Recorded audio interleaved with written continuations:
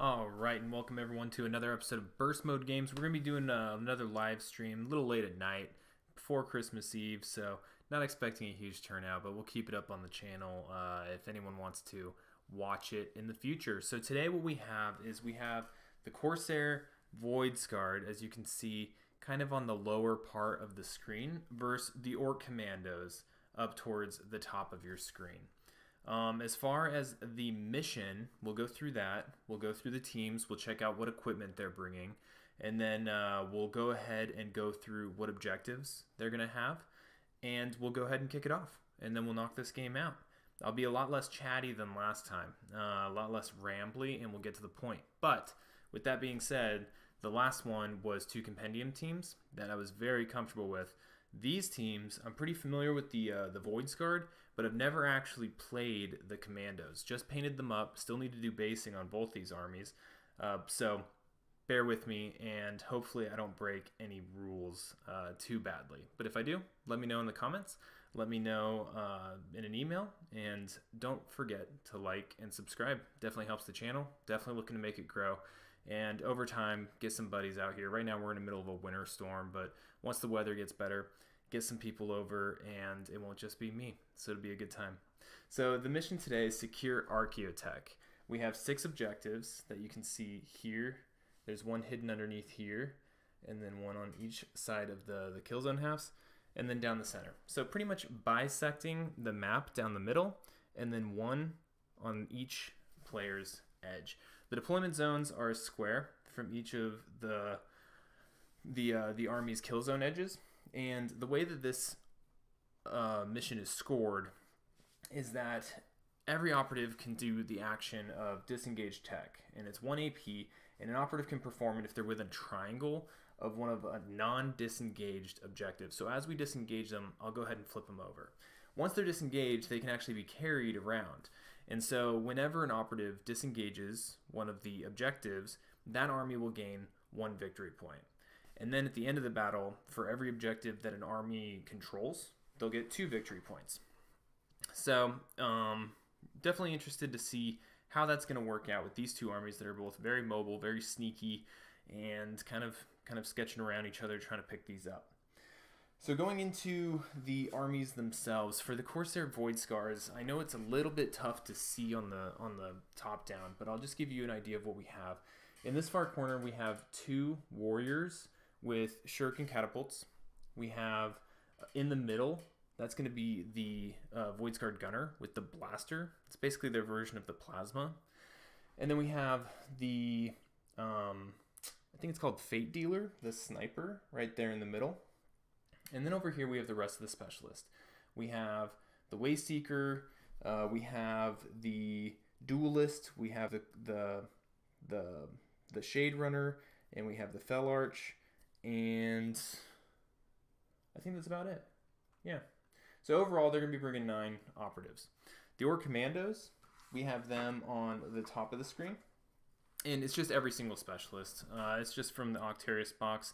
That's how I built them out. We've got Grot over here, this little guy. He's going to be tough to see, but I'll point him out as he's doing things. We have the Bomb Squig right next to him. We got the Sniper Boy. We've got, what's their comms guy called? Comms Boy. We have the Daka Boy.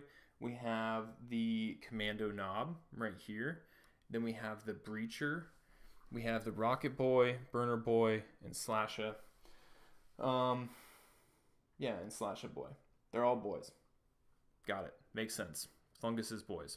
Now we know. As far as equipment, the Corsairs on the Shade Runner, he's going to be having a plasma grenade.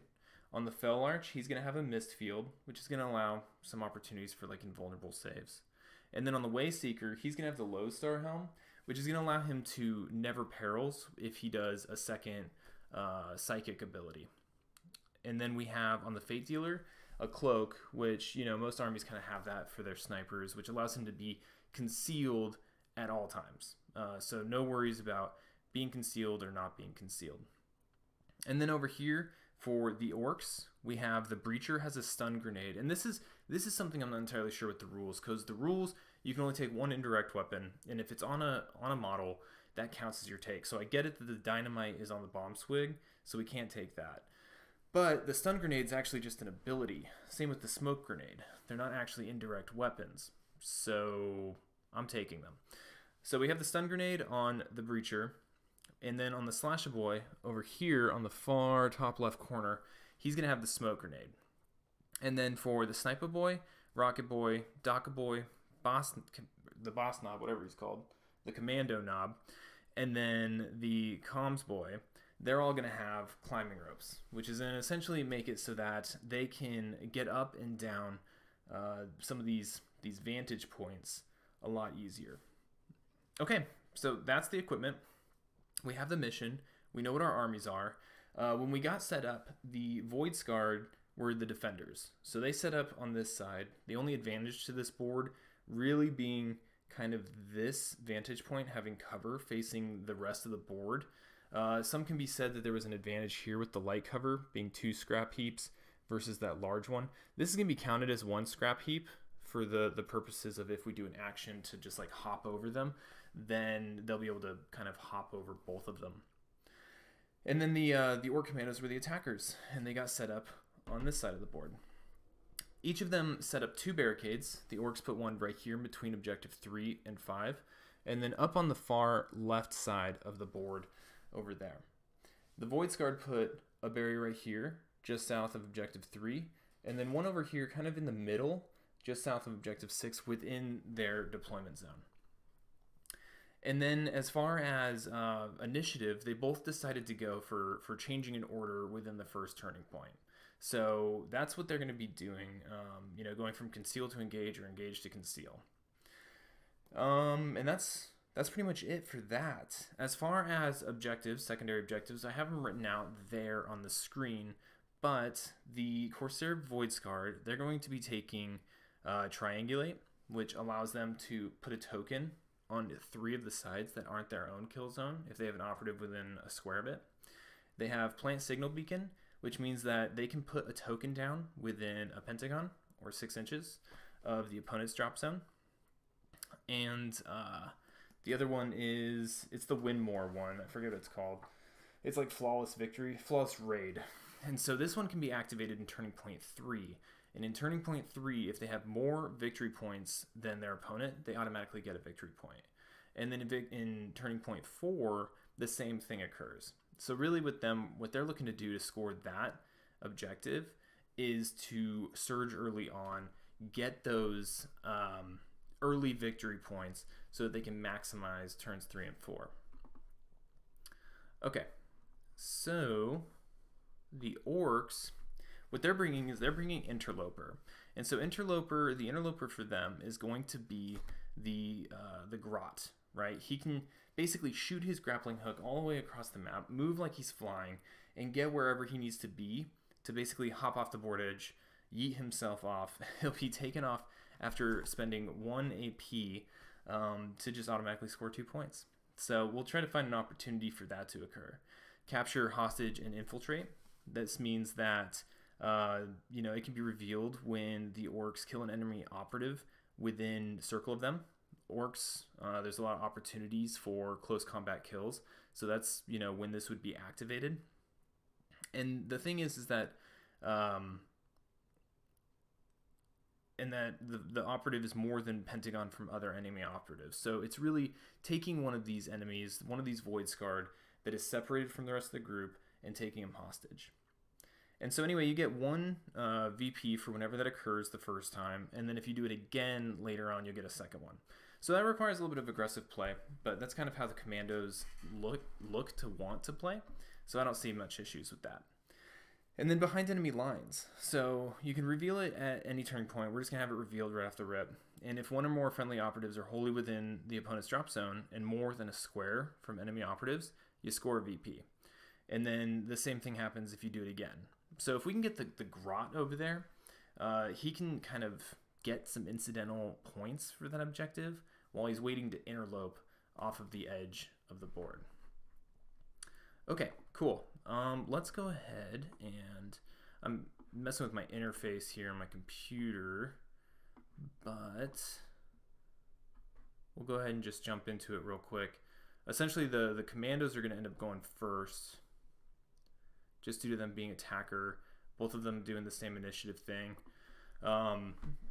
As far as like strategic ploys, neither one of them are going to take any. You know, the Voidscarred really don't need to set up anything differently. That's one of their most powerful ones in the beginning. The Orks, they really don't need to do a sneaky get to get up in the middle. Honestly, each of these teams wants to kind of draw the other one out a little bit. And so that's what we'll be doing. I'm not even sure if I'm actually live right now, but either way, this will be recorded and I will throw it up on the stream. Let me just do another quick check and then we'll get right into this game. Okay. Looks like everything's good.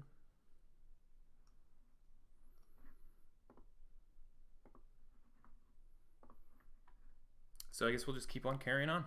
All right, so the commandos are going to get to go first, and I think what they're going to want to do is start getting some of these guys moved around. Now, again, I have never played with the commandos, so I'm not entirely sure what I'm doing. But I think what I definitely want to do is I want to use the breacher to go through some heavy terrain and start getting up in their face. I don't know when I want to do that. As far as them being on engage and conceal, I left Boy on engage because I think there's going to be an opportunity as things are moving for him to kind of squirt out, get some shots. He has the comms boy there. He's got the commando boss to give him some extra APL if he needs it, or the sniper if he wants to get some extra APL, maybe get up on this vantage point using his climbing rope and go from there. But I think what we'll do is we'll probably actually just move and dash the flamer guy up and over there.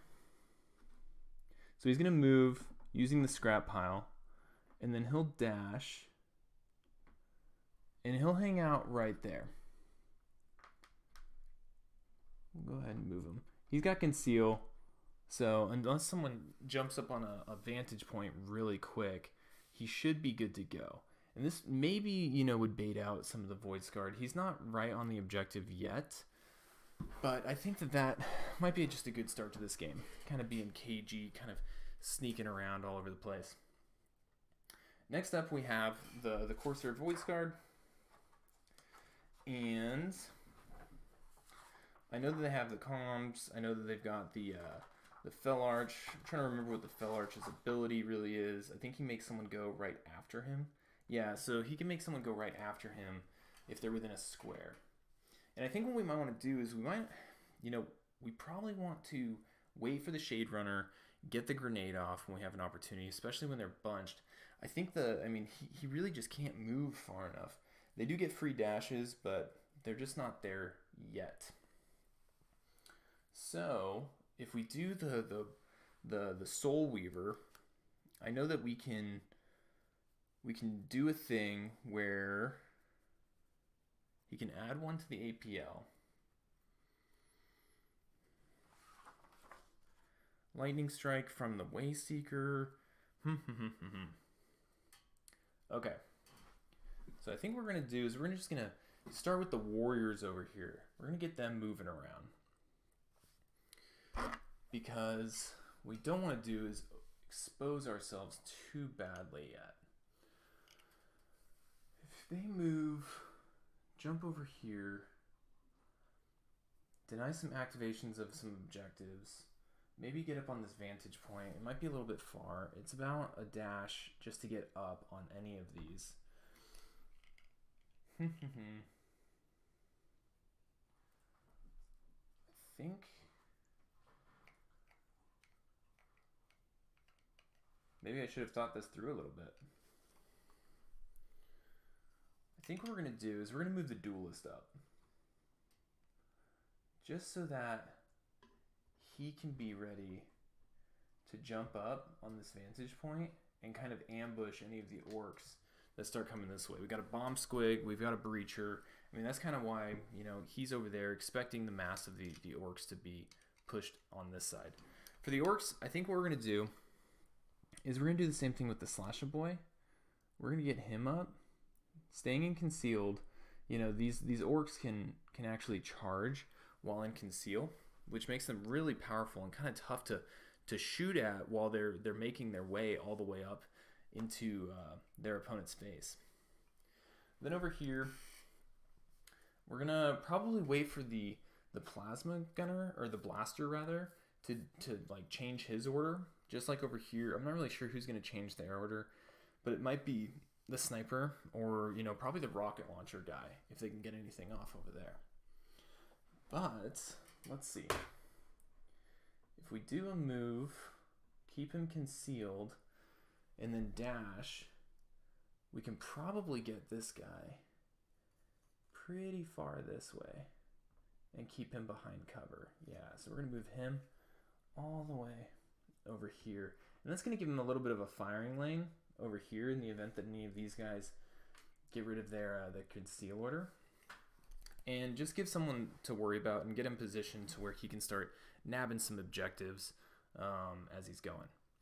So then over here, I think what we want to do, you know, I think the breacher would definitely want to get in and get through that heavy terrain. Normal move, dash, or charge. You can move through parts of terrain that are no more than triangle thick. Excellent. He's got a slugga. And he can dash. So we're gonna go ahead and move 6. Actually, I think what we want to do is we want to do the commando boss, give him another APL so he can move, dash, and disengage this one. So let's go ahead and do the commando boss.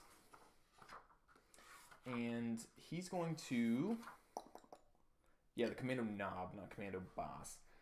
Each time he's activated, I can select one friendly commando operative within Pentagon, invisible, and give him an additional APL. So I think that's what we're going to do. We're going to give the Breacher Boy an additional APL. And then the boss himself, let me double check these climbing ropes. Each time it ascends or descends, the first vertical distance of up to 3 counts as 1. 3 circle counts as 1 circle.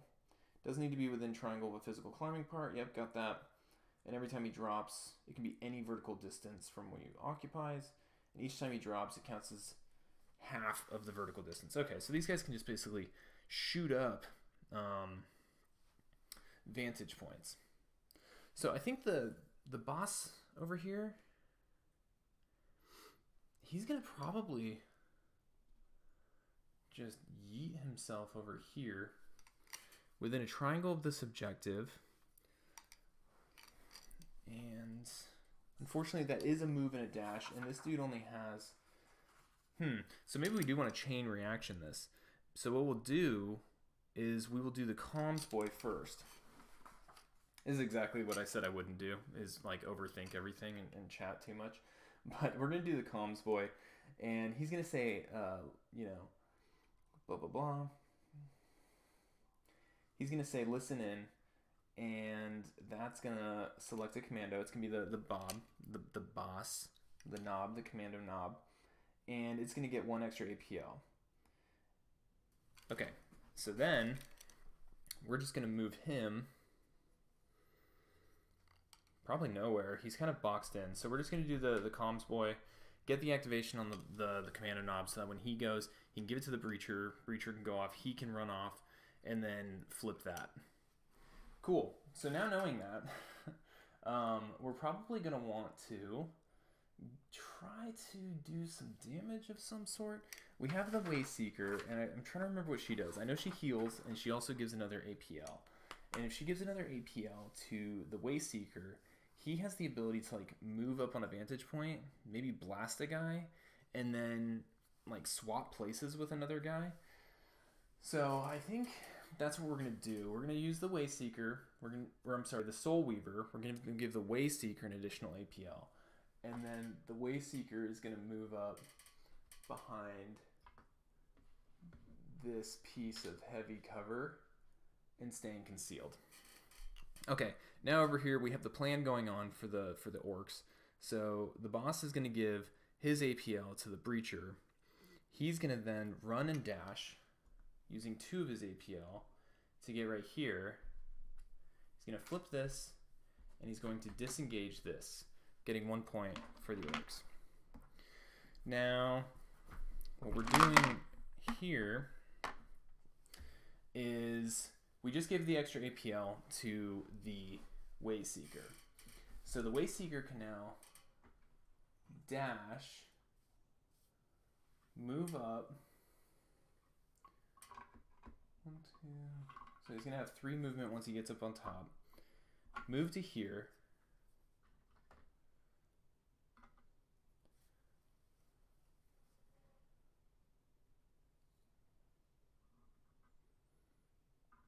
You may not want to move all the way up there. What I'm trying to do right now is trying to keep him in cover and then keep him within Pentagon of the Shade Runner, so that the Shade Runner can swap places with him. And then the Shade Runner might be able to get pretty far and then throw a grenade, right? So that's what makes them so dangerous, because he has that fly keyword, so he's just going to be going everywhere. So the Wayseeker, you know, is going to have to switch to engage to get this off, but you know, actually, we're going to leave him conceal, because if we're going to throw a grenade with the Shade Runner, we're going to need to make sure that he can be engaged. So we're going to use the Wayseeker. I think we might end up wasting that extra APL, but we can also, visible to this operative until the end of the turn points, warp fold, got it, warding shield. Okay, cool. So what we're going to do is we're going to do warding shield, and that's going to be basically giving a 3-up invuln save to an operative within a pentagon. I think we're going to do that on the Shade Runner, and then he's going to swap places with the Shade Runner. So, yeah, that's what we're going to do. So the Shade Runner now has a 3-up invuln because of the spell called Warding Shield, and then we're going to do Warp Fold, which is going to allow them to swap places.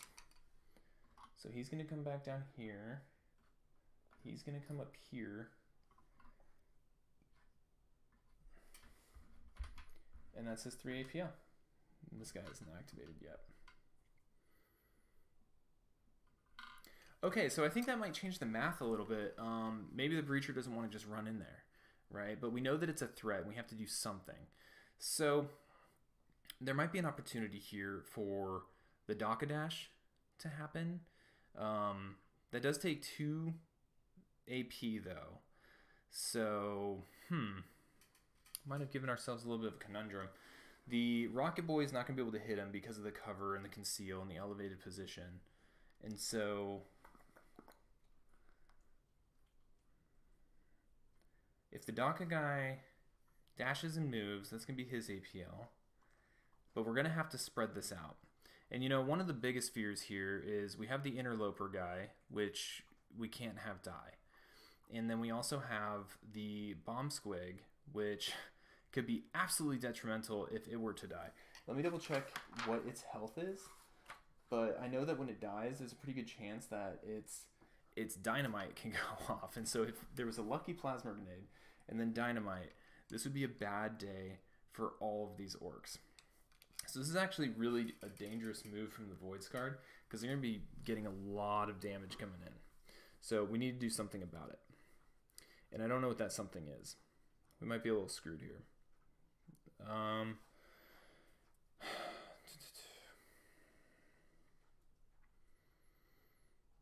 It might be best if we just bring the Bomb Squig up and keep him back to where he isn't likely to get shot. And then when this guy does try to come in, then he won't blow up in his face, and then the crackback, he might be able to blow him up. But I'm really not sure. Really not so sure.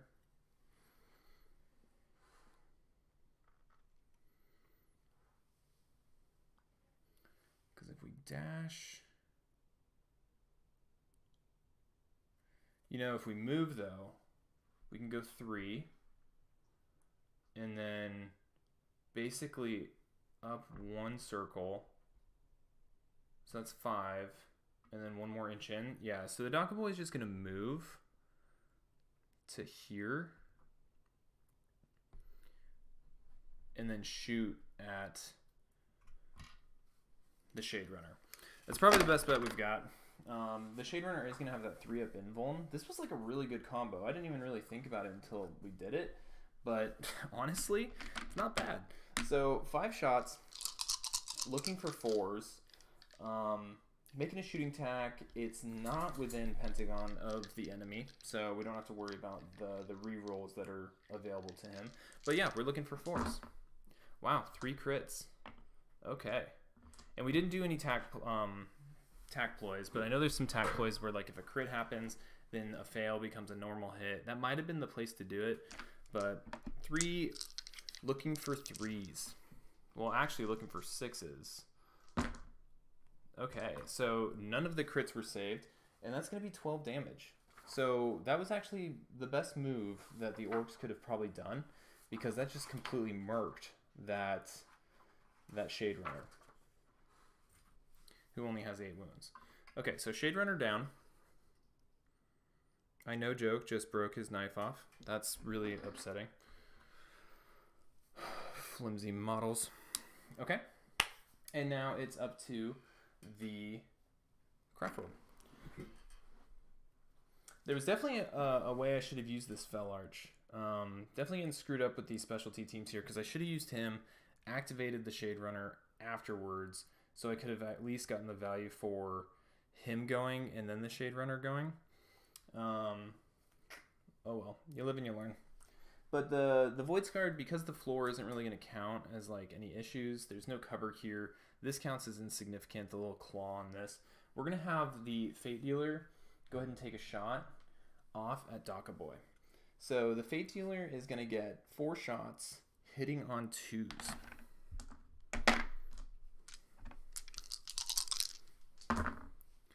Alright, so it's 3 hits. I don't think it has lethal.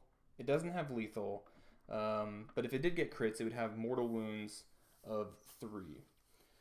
And because that's all we're going to do, all we're going to do is shoot, we'll also take an action to take aim, which is going to allow him to get the balanced rule, because he's not within square of an enemy. So he can reroll 1 of his dice, looking for that too. And we got it. So that's 4 hits. Still no crits, but that's still 12 damage. So that will be enough to kill the Daka Boy if the Daka Boy doesn't save anything. And he needs 5 ups on 3 dice. So he saves 2, but he's going to still take 6 damage. And so that's going to bring him down to 4. And he's going to be wounded, which I've got wounded markers somewhere. Here we go. Sweet. All right, now up to the Orks. I think now is the time. Breacher Boy's going to go do his thing. And he's going to move right on top of this objective over here. Just straight line.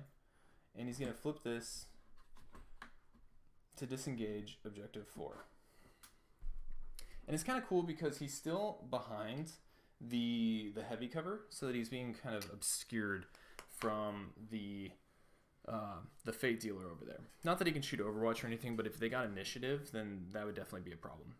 Okay, cool. Next up, we have the Voidscarred. We never did get to swap the Shade Runner to an engage, so we have the opportunity to do that. And I'm thinking that might be the best bet is for the blaster to move to a position where it can shoot this guy, because he's not going to be obscured from that direction. So if he dashes forward just behind this scrap pile, then he can probably shoot and then move back somewhere, or move behind this heavy piece of terrain in anticipation of Rocket Boy. So that's what we're gonna do. We're gonna dash the Plasma Gunner. I keep calling him the Plasma Gunner, but what I mean is the blaster. We'll give him an engage, and that's going to give him the opportunity to see the entirety of this guy without any heavy terrain blocking him. And so he's going to shoot at the Breacher, and this guy, man, specialty teams, definitely shouldn't do him live. He's going to have 4 attacks, hitting on 3s, AP 2, 5-6 damage. So I would be surprised if this Breacher survives. So we'll re-roll that one. Cool, so we got a crit and 2 hits. Definitely enough to kill him already. We're looking at 16 damage. AP2, it's going to be 1 save. And so even if he saves the critical damage, he would still die. But they do have the just a scratch opportunity, which means we can take one of these damage dice and just get rid of it. So that's what we'll do. I don't know what the sequence is, but we might as well just a scratch the crit, bringing them down to 2 CP. And then we'll go ahead and roll the 1 for the breacher. Pretty sure it's just a 5-up. Yep, 5-up. Definitely need it. Well, I guess the sequencing does matter then. So if I did that and I saw that we wouldn't be able to get the save, then no point in using the just a scratch. So we'll do that. He'll take all the damage and Breach of Boil will go down. But he did score a VP for his efforts. Okay. Next up, oh yeah, we still need to move that guy. So we're going to move him just behind this so that he hopefully doesn't get schwacked by Rocket Boy over there. Alright, next up we have the Orks. We still have a sniper over here, which is probably, he probably needs to get into position of some sort.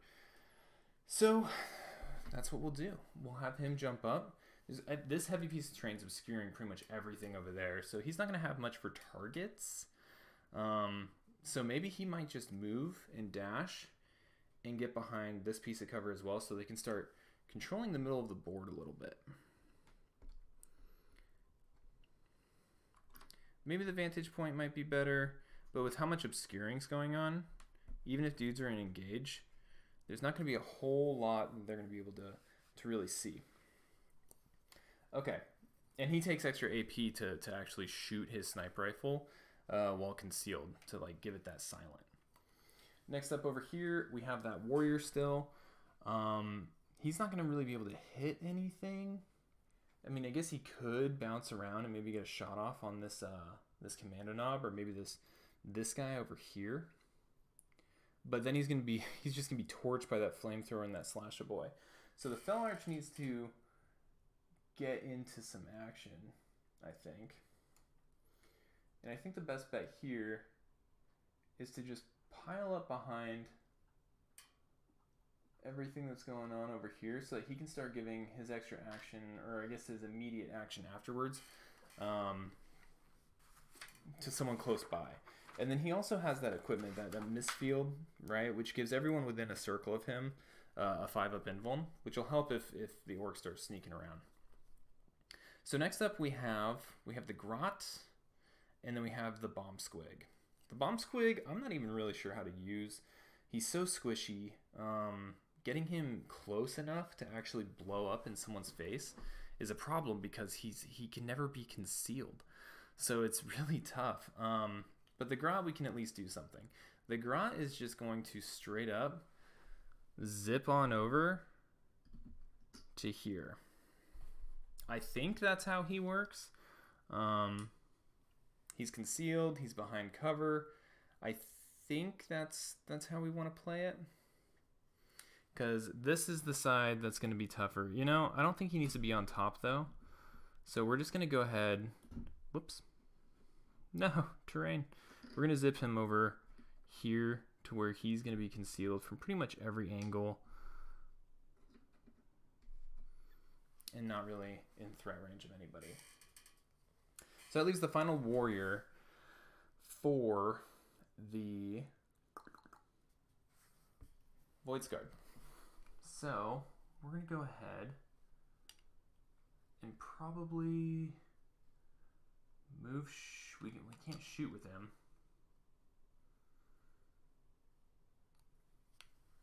So we'll probably just keep him where he's at. Because the thing is, we need some protection over there, right? We need something that, in the event that someone tries to charge or get crazy with some stuff, that he can come in and kind of protect that blaster that's over there, the back end of that sniper. So that's where he's just going to sit. And then for the orcs, we have the Bomb Squig that, like I said, I have no idea what to do with.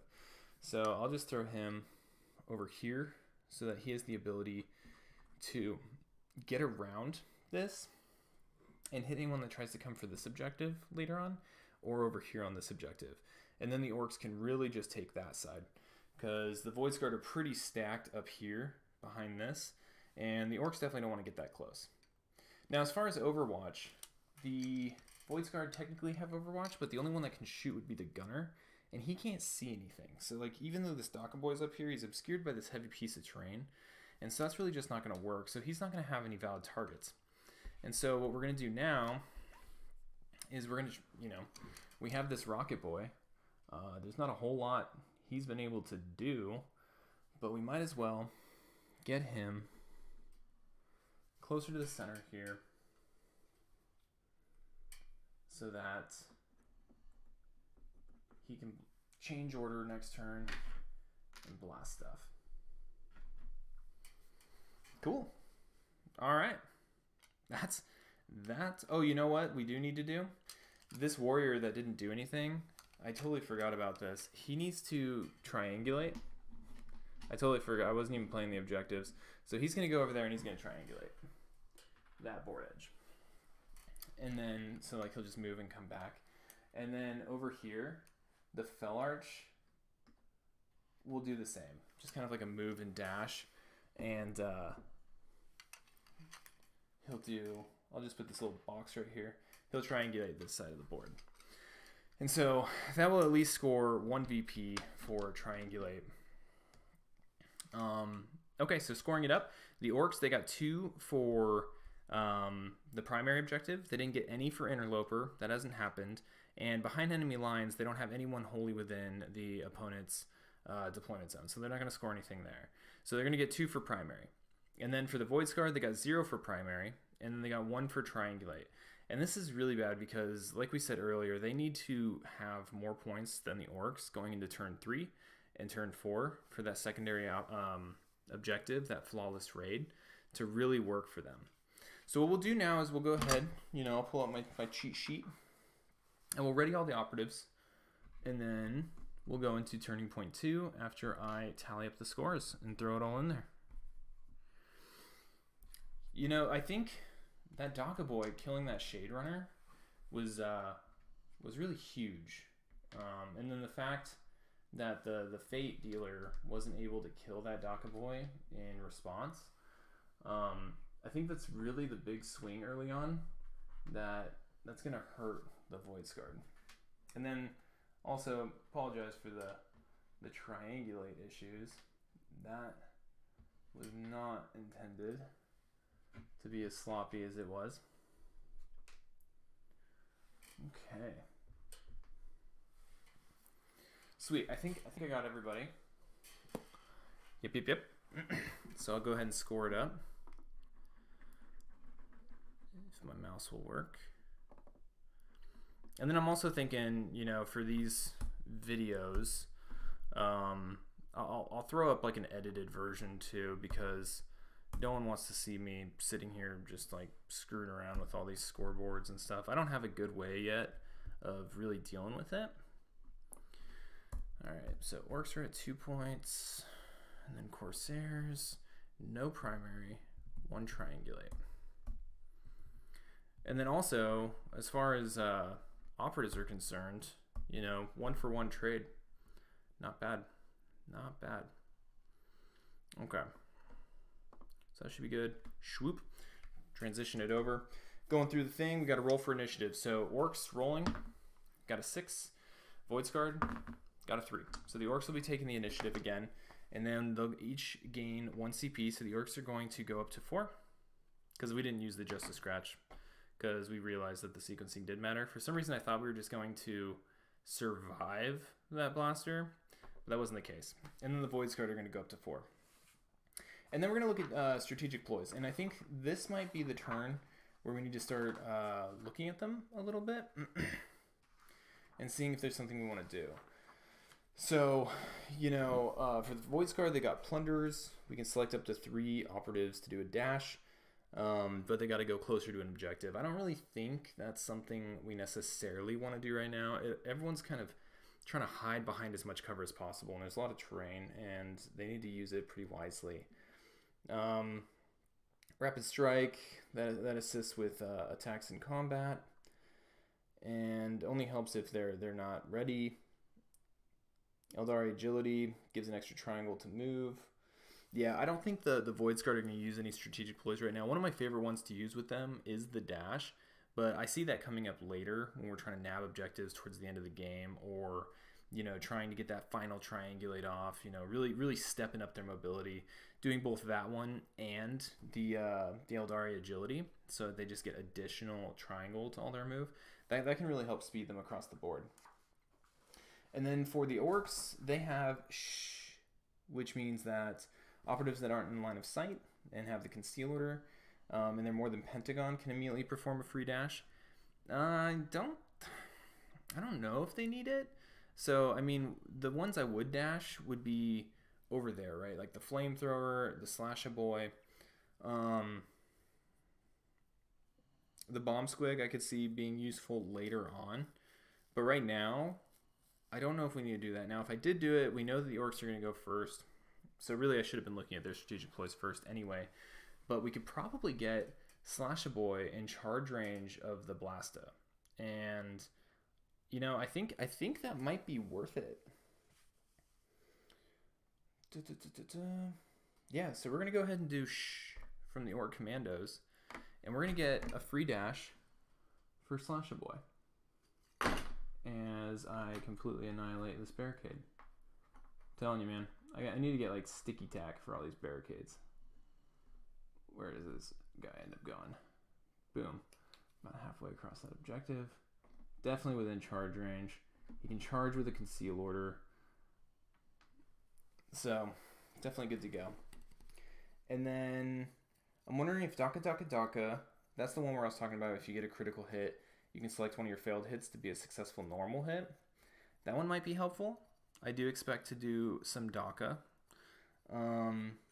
Wog helps with rolling attacks in combat. If you get 2 more normal hits, one of them basically gets to be a critical. So it's like a worse version of Rending, but these dudes get a pretty decent amount of Crump power in close combat.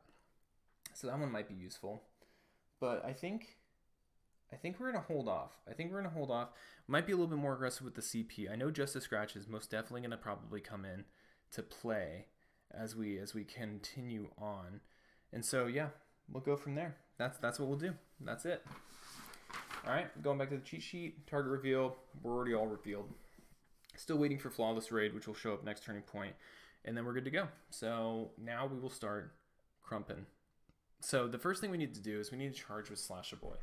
And he has a smoke grenade, but I really want him to charge and fight, and he's within Pentagon already. So he's just going to scurry on over here, say whatever to all the objective nonsense, and kill this gunner. If he can kill the gunner, that's worth his life, right? Like, that's worth a Slash-a-Boy to go and kill the biggest gun outside of like the narrow disruptors and stuff that the Voidscarred have. So Slash-a-Boy, he's got twin choppas, and the thing is after they fight, if the gunner doesn't die, then there's an opportunity for mortal wounds as well.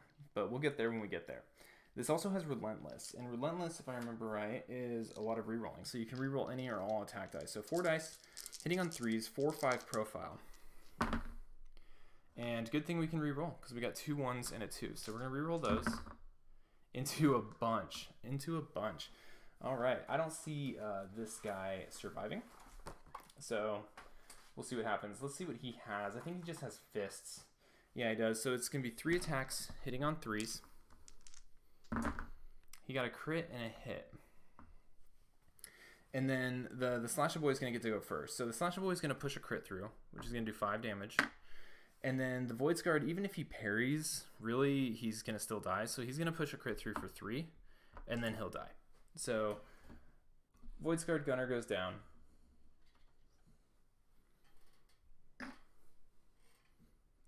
Sad day for him. And the other guy, the Ork, is going to take 3 damage, going down to 7. Very cool.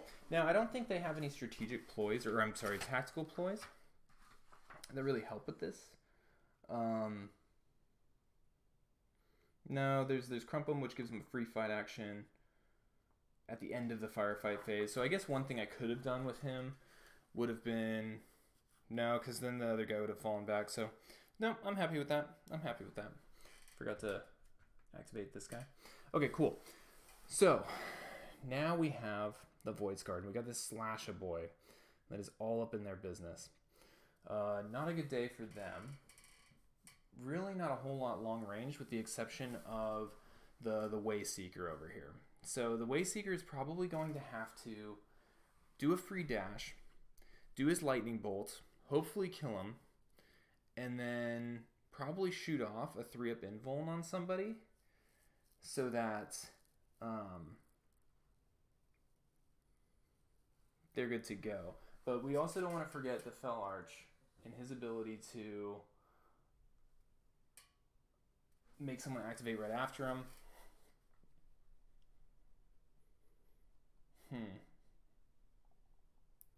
I think what we're going to want to do is we're going to want to do Soul Weaver.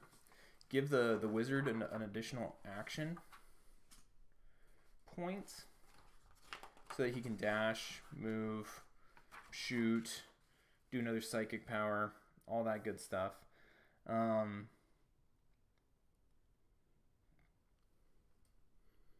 Yeah, that's what we're going to do. I'm wondering, so the reason why I'm hesitating right now is we have this Daka Boy up here as well. And the Daka Boy can actually move and probably get some shots off on people we don't want him to get shots off on. And so I'm wondering if it might be worth charging him and killing him and then maintaining that high ground. But I think we need to get rid of that Slasha Boy. So we're going to just switch the Wayseeker to engage. I think right now this dude would have... No, he doesn't have cover. You can see right by him. Okay, cool. And so what we're going to do is we're going to have the Wayseeker do his first ability, his first psychic power, to do Lightning Strike. And so Lightning Strikes can be 4 dice, hitting on 3s, 4/5 profile. So that's only 2 hits, but it does have AP 1. And I think the Voidscarred are going to do a CP to bring them down to 3 to reroll one of these for a 1, of course, because that's how things work. And so it's going to be 2 normal hits coming through, and then the Slasher Boy's looking for 5s with only 2 dice. So he does save 1, and so I think we'll save the Justice Scratch for if he's going to end up dying, but he'll go down to 3 wounds. And he will be wounded. Alright, so now it's going to be the Ork turn, and I'm wondering, so the Daka Boy is injured, and I'm wondering how, well, I'm sorry, first of all, we got to do the other ability, and we're going to give the Duelist a 3-up invuln save. And then we'll finally free dash this guy up behind this piece of cover, which may not be aggressive enough, because we're gonna have to get some of these objectives if these guys are gonna start scoring points in Turning Point 3 and Turning Point 4. Okay, so now the Orcs are up. We have the Flamer over there who can try to take care of that warrior. It might be a little far considering that he does have conceal. They're all concealed, which is really kind of causing problems for them. As far as equipment is concerned, the Breach is dead. The Slasha, he's already activated. So what do we have with regards to moving the Daka Boy? He's down 1 circle, and then not only that, he's kind of banged up. So if he goes 2 circle, if he goes 1 and 2, he could see that warrior and then that warrior over there. So that's what we're going to do. We're just going to move him up to right behind this claw that we determined was insignificant terrain. We don't expect Daka Boy to live here. We just want him to lay down Daka. That's what we want. That's what he's here for. And we didn't do this strategic ploy like last time, so even if he does get a crit, he's not going to really do anything. But what we're going to do is we're going to shoot at this warrior over here that's closest to these objectives in an attempt to deny them. So that warrior will get cover, but he will be getting shot at. So that's a thing. So Daka Boy, let's go ahead and find his sheet. All right, so it's 5 shots, normally hitting on 4s, but needing to hit on 3s now. I don't think that he would have been able to dash and see him. No, he would have been obscured by the heavy terrain. So he definitely needed to do the move instead of just the Daka dash. Oh, you know what, though? That gives him a free dash just to continue to close the distance and get himself some cover. So that's what we will do. So he did his move, and now he's doing his Daka dash. Again, my apologies. I am new to this team.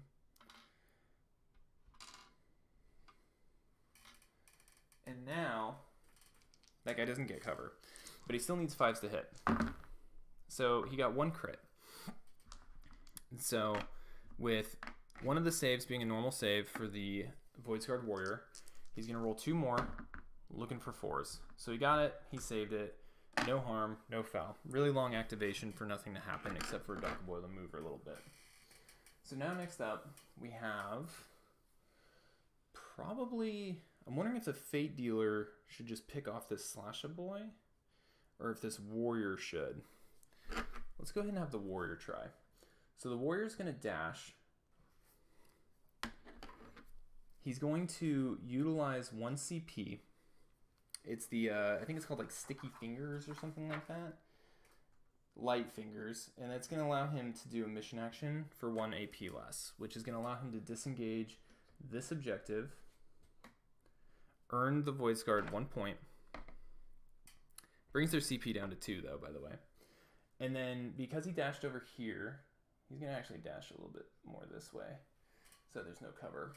He's now going to shoot, change to engage, shoot at Slasher Boy. And so, the normal warrior with a, I think they have a shuriken rifle.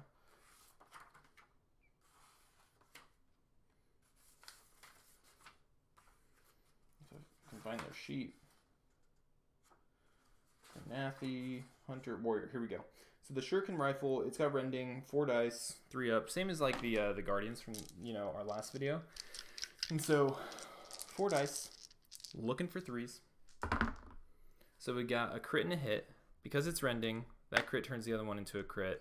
Right now, not looking too good for the Slasher Boy. He's gonna get 3, looking for 5s. He gets none of them, right? So even if he were to just a scratch, he would still die. And I don't think this is really worth a CP. We knew he was going to probably go down, and the odds of him getting a 5-up are not looking too good. So Slasher Boy's going to go down. But he did his job. He yeeted himself in there and killed the blaster, which was very important. And then that leaves 1 APL left, right? Because he did a free dash. He did a free mission action, did 1 shot for an APL, and now he can move. And so he's going to move back up over here behind this. Get himself a little bit of cover. Okay, next up from the Orcs, I think it's about time that the Burna Boy got into the action a little bit. He's got Torrent. No one over there is really close enough for Torrent. But this guy over here, without the, that conceal is really screwing him. I think this guy needs to dash, mission action, and then flame this warrior that just killed his Slasher Boy. Oh, he doesn't have that many AP. Gosh, dang it. All right. Comms Boy's kind of out here hanging as well. Not the greatest situation for the Orcs.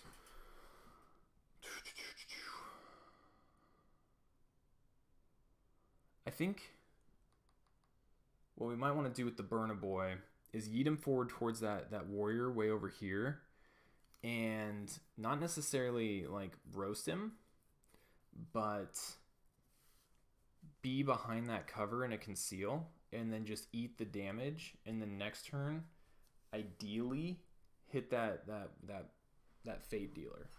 So that's what he's gonna do. He's gonna move over here. You know what? If he's just gonna move over here, then we might as well throw him into a gauge.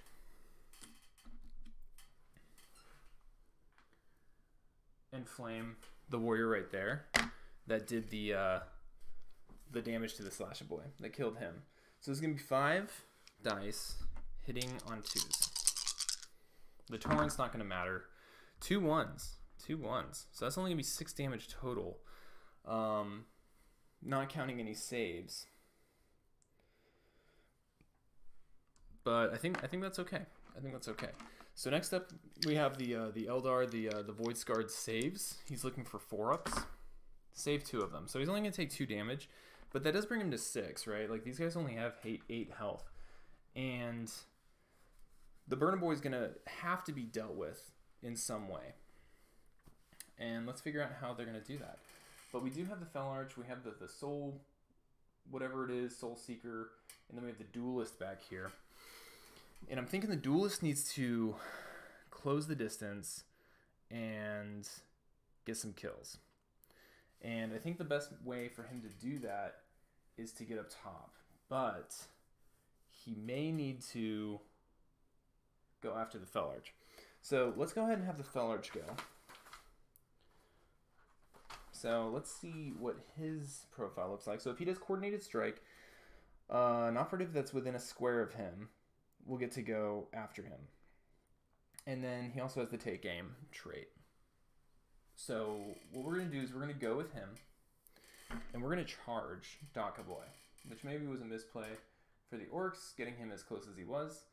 But we're going to charge Daka Boy, keeping him behind cover. He's going to have to switch to an engage. And then he's going to fight Daka Boy. So the Fell Arch does have a power weapon, which is 4 dice, hitting on 2s, lethal 5, 4-6 profile. So if he gets one of these through, just a scratch will save the first hit. But I think Daka Boy only has fists, so we'll have to see what happens. So looking for 2s. So there's a crit and 2 hits, and then a 1. Now for the Daka Boy. Daka Boy has just fists, so it's going to be 3 swings, looking for 4s because he's wounded. So that's just 1 crit. So if we look here, and we do a crit with the Fell Arch, that would do 6 damage. I think it was 6. Yeah, 6 damage. Yeah. Man, my eyesight's going. So he would have to just to scratch that. And then with his fist, he can do 4 back, bringing the Fell Arch down to 5, which isn't bad, and then die. So I think that's what we're going to do. The Daka Boy's going to die, but he's going to end up doing 4 damage back, bringing the Fell Arch down to 5. Not wounding him, but hurting him pretty badly. And then we'll go down to 2 CP for the Orcs because we're using that just to scratch on that first swing.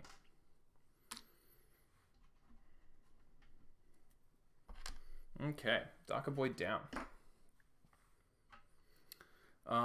So right after he activated, we get another activation.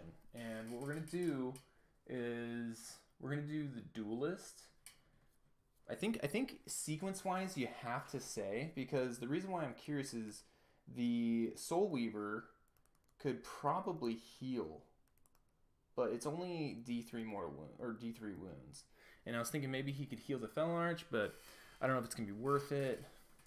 So let's see if we can instead use the Duelist to get in a position where he can shoot some dudes. Now everyone over here has Conceal still, which is really annoying. And you'd have to move around this Soul Weaver. So I think maybe what we will do is we'll use the Soul Weaver and we'll Soul Channel to give the Duelist an extra AP. So he'll have 3 on his next turn, maybe allowing him to move up, dash, get the objective, maybe get a shot off on somebody, like the Bomb Squig or something. He might be able to make it that far. And then for the other one, we're going to heal D3 wounds to the Fell Arch for 3. So it's going to bring him back up to 8. Which, watch the orcs only do 7 damage to him, and that'd be like super big deal. And that's going to use both the APL for the Soul Weaver. So she's going to continue to chill back there with her Conceal Order behind that heavy terrain. Okay, so now for the orcs, we have the Grot left, we have the Rocket Boy, we have the Comms guy who's kind of out here hanging, who definitely needs to probably do something with his life. And then we've got the Sniper and the Commando boss. We have a lot of activations that we can do. I'm just curious what we should do. I'm thinking Rocket Boy's obscured from the Fell Arch. He can't see that gunner where he is right now. But if he gets up on the vantage point, he can probably kill the warrior over there and still have some cover from everyone except for that sniper. So maybe we don't do that yet. Maybe we wait for the sniper to go, and then the Rocket Boy jumps up top, turns to engage, and just starts raining death on everybody. The Comms Boy needs to close the distance with some of these buddies. So we're going to bring him up here so that he can actually, next turn, because I don't really think we're going to move these guys around much, be able to give some extra activations to the Commando boss or the Sniper Boy. Okay, so now we have the Voidscarred. We have the Duelist. We were talking about using him. The Duelist, he's got no equipment. We still need to do a Triangulate on the far edge. Plant Signal Beacon is a little out of range right now. So we'll go ahead and we'll move him. You know, we still probably have a little bit of time with him. I'm worried about that guy over there, because just talking through the Orc, if he were to jump up on this vantage point and shoot that gunner, he'll probably die. So if we shoot and charge the Burner Boy, then the Burner Boy will be tied up. Not that he's done a whole lot of damage. Maybe the Wayseeker should shoot the Burner Boy. Yeah, I think that's probably what we're going to do. We're going to have the Wayseeker. No, because he's not a threat from the Rocket Boy. We're going to have the Warrior move and dash.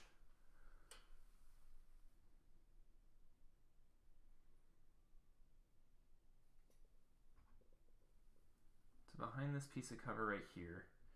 And the reason being, like, whoops, if we can get behind, then we don't have, like, the Burner Boy's already chasing him down. And if he soaks fire from the Rocket guy, more power to him. Like, we just need him to be obscured from everything over here, which he is with this heavy piece of terrain, and try to pick off this Burner Boy. Like, there is a chance. Just the Scratch has already been used. So here we go. 4 shots, hitting on 3s. Oh, wow. Oh, wow. Let's go ahead and do a command point reroll. So we're down to 1 with the Voidscarred, and we got a 5. Okay, that would have been nice if it was a crit, but a 5 will do. Burner Boy, getting 3 dice, looking for 5s, saves 1. So it is going to be 3 damage to the Burner Boy, which is going to bring him down to 7. So not as good as the Voidscarred we're probably hoping, but definitely not the worst. I mean, at least it got some damage through. Okay, cool. So now I think is when we are going to see some more stuff happen. So I think the Sniper is going to have to move to behind this piece of heavy terrain. Kind of right here, where he's behind the heavy terrain, but also behind this cover from that direction. Change to engage.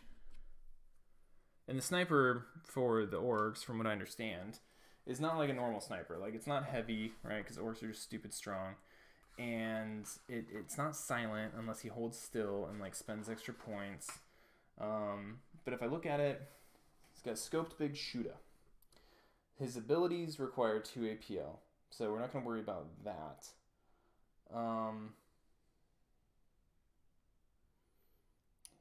It's pretty cool, though. His abilities are pretty cool. But we're just going to shoot, right? So it's going to be 6 shots, and we're shooting at the warrior over there. He's not going to get any cover. He has plain sight of him. And we're looking for 3s. Okay, so not a great roll. We got a crit and a normal hit. The crit does do 2 mortal wounds, though, and then each of these hits does 2. So right now we're looking at 4, 6 damage. So definitely not going to kill him. The warrior is going to get 3 rolls, looking for 4s, saves 1. So that's going to save 2 damage, and so he's going to take 4. So it's going to bring him down to 4, which is half his health. Not enough to wound him, but definitely enough to chink some life off of him. Okay, so now up to the Voidscarred. We have the Wayseeker left, and then we have the Duelist left. And I think what we wanted to do was get the Duelist in the action a little bit. Oh yeah, part of using the Wayseeker was to get her out of the way. I totally forgot to do that. So 1, 2, 3, dash, and then that might be a pentagon from Sniper Boy. So you can at least shoot him, but he'll be wildly exposed.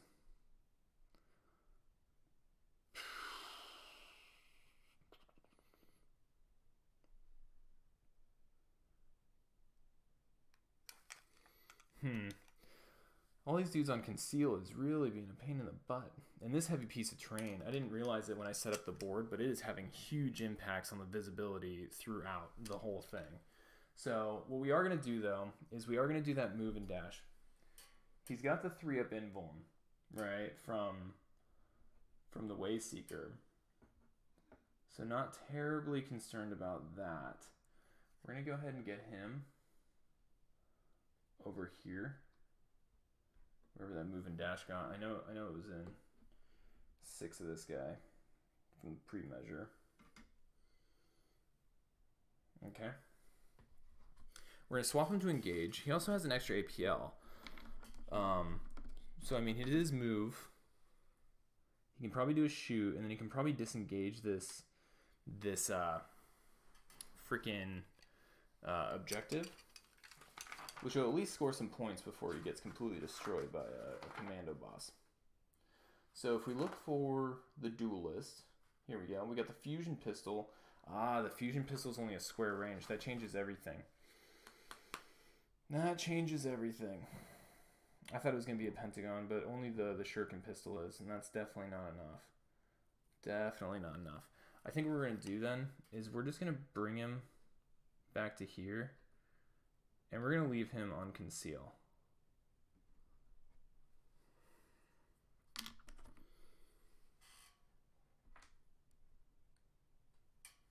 And unfortunately, that's going to waste kind of like his extra APL that he had, but he still has that invuln. Not that anyone's really going to be able to get to him. So we should be okay. Next up, we have the orcs, and then we got to keep in mind there's Overwatch opportunity from the Voidscarred. So that guy would be able to Overwatch. This guy would be able to Overwatch. Pretty much both going into the Burner Boy.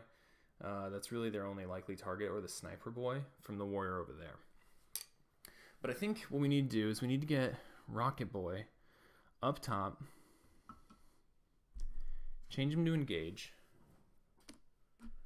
and use him to kill that warrior over there.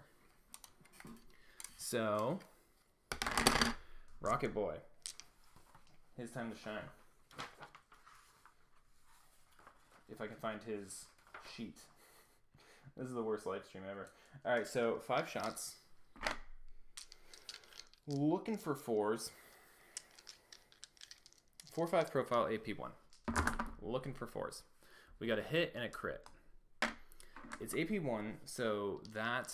Oh, and the crit is... It's also a splash 1. So there's already going to be 1 mortal wound going through. So really, the... what's it called? The warrior has to save both of these to survive.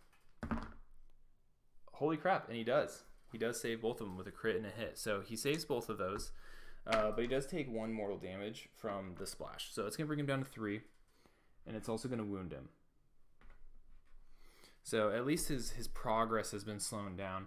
And with the wound and the Overwatch piling up after the Wayseeker goes, like he's not going to be able to get much shots off on really anyone. at least not effectively. So next up, we do have the Way Seeker, whatever its name is. Heavy, silent. I think if I look over here, you know, like he's not actually being obscured by the heavy terrain for this rocket guy. So he's just going to go ahead and shoot the rocket guy. So I think it's 4 shots, looking for 2s. It's got some mortal wound output on crits like most snipers do. Yeah, so 4 shots, hitting on 2s, 3-3, mortal wound 3. So 3 normal hits, no crits for the whatever it's called. Gosh, all these Voidscarred specialty names. The Fate Dealer, but 3 normal hits. So 3 saves for the Rocket Boy, looking for 5s. Saves 1, ends up taking 6 damage, bringing him down to 4 and wounding him. Which is kind of okay, because if he's up here, then what's going to happen is he has an ability where if he doesn't move, he gets to re-roll pretty much all of his dice when he shoots, which is really, really, really effective, especially for a rocket guy. All right, so we're going to go ahead and flip that. Next up, looks like we're out of all of them, and so now we have a bunch of orcs still able to go. And so we do have the Commando Knob, who is looking at this Fell Arch like there's a good opportunity there. He's got a rope. He can also give an extra APL to someone nearby. Not going to be a factor in this moment. The Grot over here is at risk from Overwatch from that guy. Even though the odds of him getting any shots off are really, really low, it still probably makes a little bit of sense just to move the Grot over here. That way he can kind of grapple hook over here next turn, start doing some shady stuff, and be good to go. All right, so now we're looking at Overwatch from the Voidscarred. We have this warrior over here, not injured, and he's going to shoot at the Burner Boy. So he's got 4 shots, looking for 4s because Overwatch, and he got a crit and a hit. Rending makes it 2 crits. So the Burner Boy will get 1 automatic save for cover, and then 2 looking for 5s or ideally 6s. So we got a 5. So 2 saves, we'll save 1 of these, and he'll take 4 damage from the Shuriken Catapult, bring him down to 3. And that does wound him as well. So now we have a wounded flamethrower guy walking around, which is never really fun for any flamer. Or anyone. No one likes to be wounded. So let's slow him down. Okay, next up we still have the orcs. We have 2 more activations with them. We have the Commando Knob, and then we have the Bomb Squig. I need to double check the Bomb Squig. I think his movement's normal, and he has to basically charge and then explode. He can't do anything mission-wise, which is really annoying. So I think what we're going to have to do, and you know, speaking of mission-wise, I probably should have moved the Grot up to objective 2 there in the center, and just nabbed it real quick, but whatever. You know, Bomb Squig's just kind of hanging out. But if he moves and dashes, he might be able to get behind that piece of cover. Now, that would definitely open him up to being shot off the board. He can also move up on top without any fear of Overwatch, and then next turn be able to potentially charge the Fell Arch, or at least get over here to where he can charge the guys down here, that Way Seeker and stuff. So let's go ahead and just get him up.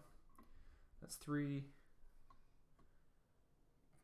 Well, we'll count this. That's 3, 3, dash. We'll put him right here just so he's outside of engagement range of the Neuro Disruptor from the Fell Arch. Because I think the Fell Arch is just like the Duelist in the sense that it only has a square range. No, it's got a pentagon range. All right, so we want to be a little bit back, which is fine because that gives him obscuring. He'll be within charge distance, but no one wants to charge a Bomb Swig. So we'll go ahead and just put him back here. And he'll be okay. He'll be okay. Maybe the Fate Dealer will shoot him, but that's all right. Bomb Squig is just bullet fodder. All right, so next up we do have Overwatch from the Voidscarred. We have the injured dude over here. What he's going to do is he's going to shoot at the Burna, because the Burna is probably his biggest threat right now. You know, if the rocket guy ends up wasting his time shooting at the warrior over there, that's okay. But the Burna, if he kills him and then the rocket boy is able to shoot at, let's say, someone over here like the Fell Arch or something, that kind of opens up some more mayhem. So this guy, Overwatch into him, looking for 5s. Got 2 5s. Not bad. No cover this time, so 3 saves, looking for 5s. 2 6s. Wow, you saw that die? Just kind of hit that other one. Okay, so no harm, no foul there. The boss Commando, the Commando Knob, I think he's got like a custom shooter. No, he just has a slugga. So he only gets a pentagon range. His charge is insane though. But I think when we did the duelist, we knew he wasn't gonna be able to get charged. If not, that was a little bit of an oversight. Yeah, no, he's totally gonna get charged. So this guy's gonna go into engage. He's gonna charge the duelist, and he's gonna power claw him. It's impossible not to play biased. It's so hard not to play biased. Okay, so Commando Knob, power claw, 4 shots, looking for 3s, 5 7 brutal. So we got 4 5 and a 3. So that's 3 hits. That is a lot, and going to be very difficult for the duelist to deal with. The duelist, you know, his invuln save really doesn't mean crap in close combat. So the duelist is going to get 3. Oh, he just has fists. So 3 attacks, looking for 3s. So he does get 3 hits. Now with the brutal rule, he can't really he can't parry anything unless it's a crit, right? So he's not going to get any parries off. So he's basically going to just be able to push in 2 damage to the Commando Knob, and the Commando Knob's going to kill him. So Commando Knob will go down to, I believe, 9. Oh no, 11. He's got a bunch of wounds. So Commando Knob's at 11. And then the duelist is dead. Huge waste of a duelist. Huge waste. We basically ran him up there to position him, and he just got charged and killed. But now the comms guy is out of position. Now the Commando Knob is right there next to a bunch of power blades, the Wayseeker. So it's not all bad for the Voidscarred. You know, the Voidscarred liked playing spread out like this. Okay, so that brings us to the end of the round. If we look at some of the points, you know, honestly, that also counts as capture hostage and infiltrate. So that's going to be 1 point for the that secondary, you know, and that also happened again earlier with the Slash-a-Boy. I totally forgot about that. You know, actually, I don't think, you know, neither one of these are actually more than a pentagon away from friendly units, so still doesn't score. Never mind. Disregard. But yeah, if we score it up, we look at the Orks. They didn't get any objectives, any secondary objectives, so they did not score anything. And then the Voidscarred, they scored 1 point for primary. So if we go down to our handy dandy scoreboard, as we go into turning point 3,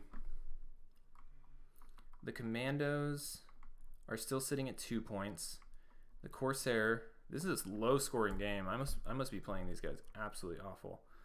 Go up to 2 points, which is bad for the Corsairs because they really need to have more points than their opponent going into the 3rd round. So I am kind of kicking myself that, you know, maybe we shot that burner boy with that warrior over there instead of just going straight for that objective and activating it. And then a similar situation over here with that duelist, you know? So if the Corsairs end up losing because of that, that's going to be a real shame, because those are both just a couple of huge misplays that probably gave them up 2 total victory points and, you know, an entire secondary for nothing, for nothing.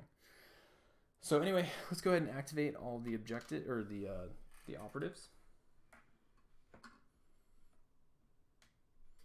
Yeah, so I mean, those misplays, like when you play the Voidscarred and you play Flawless Raid, I've heard kind of contentious opinions like, hey, it's just a win more, but it's a win more that you have a little bit of control over, right? So you know it's coming, and it's just another goal, just like several of the positioning goals that are in the game of the secondary ops, the kill the leaders, the getting the marksman, you know, all this other stuff that you have a little bit less control because your opponent can play around it.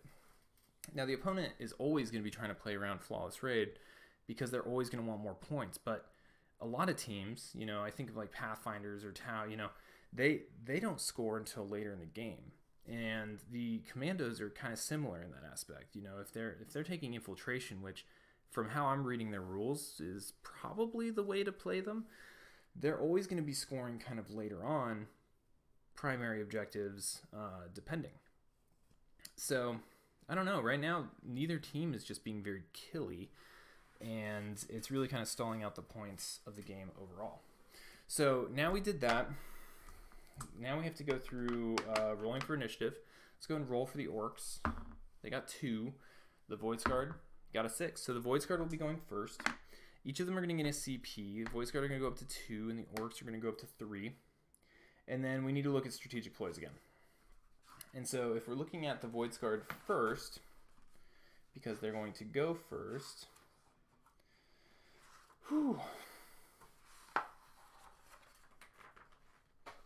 we got the Plunderers, which allows for some dashes. It has to be towards objectives, though, right? Like, ideally, I would love to dash that guy over there this way, but I can't because he would have to go towards the objective he's near. So I don't think that's actually beneficial for any of them. We have Rapid Strike, which allows them when they fight in combat. If the target's not ready, then you can basically get an additional critical hit. I don't really think that's going to be the case. Maybe as like a 1-2 punch, but I don't know if that's going to be worth the CP, especially when we really need to use light fingers and things along those lines to start getting these objectives.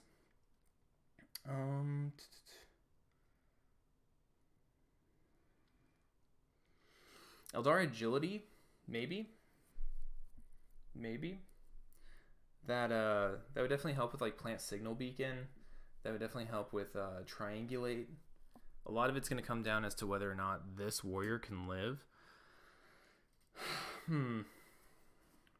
Let's go ahead and let's go ahead and use 1 CP for Eldari Agility. That's going to give an extra circle, essentially. If you move and dash, it's going to add a triangle to each of your movement type things, and that might be needed. We're in turning point 3. They need to get some of this stuff done. Okay, cool. So that's what we'll do for the Voidscarred.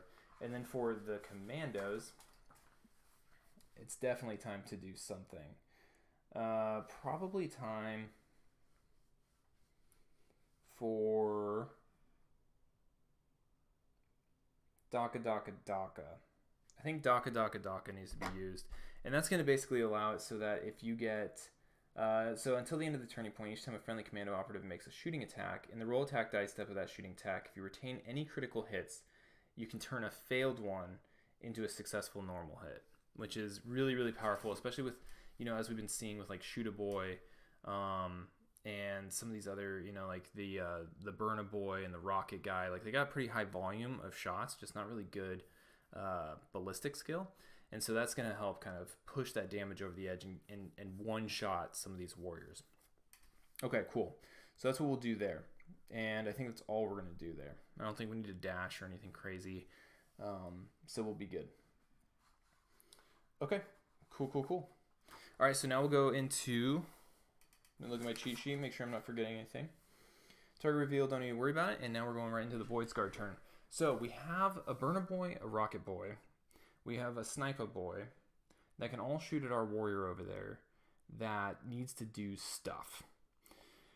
And some of the stuff that he needs to do is he needs to either triangulate, he needs to either, probably plant a signal beacon, would be worth the most amount of points right now.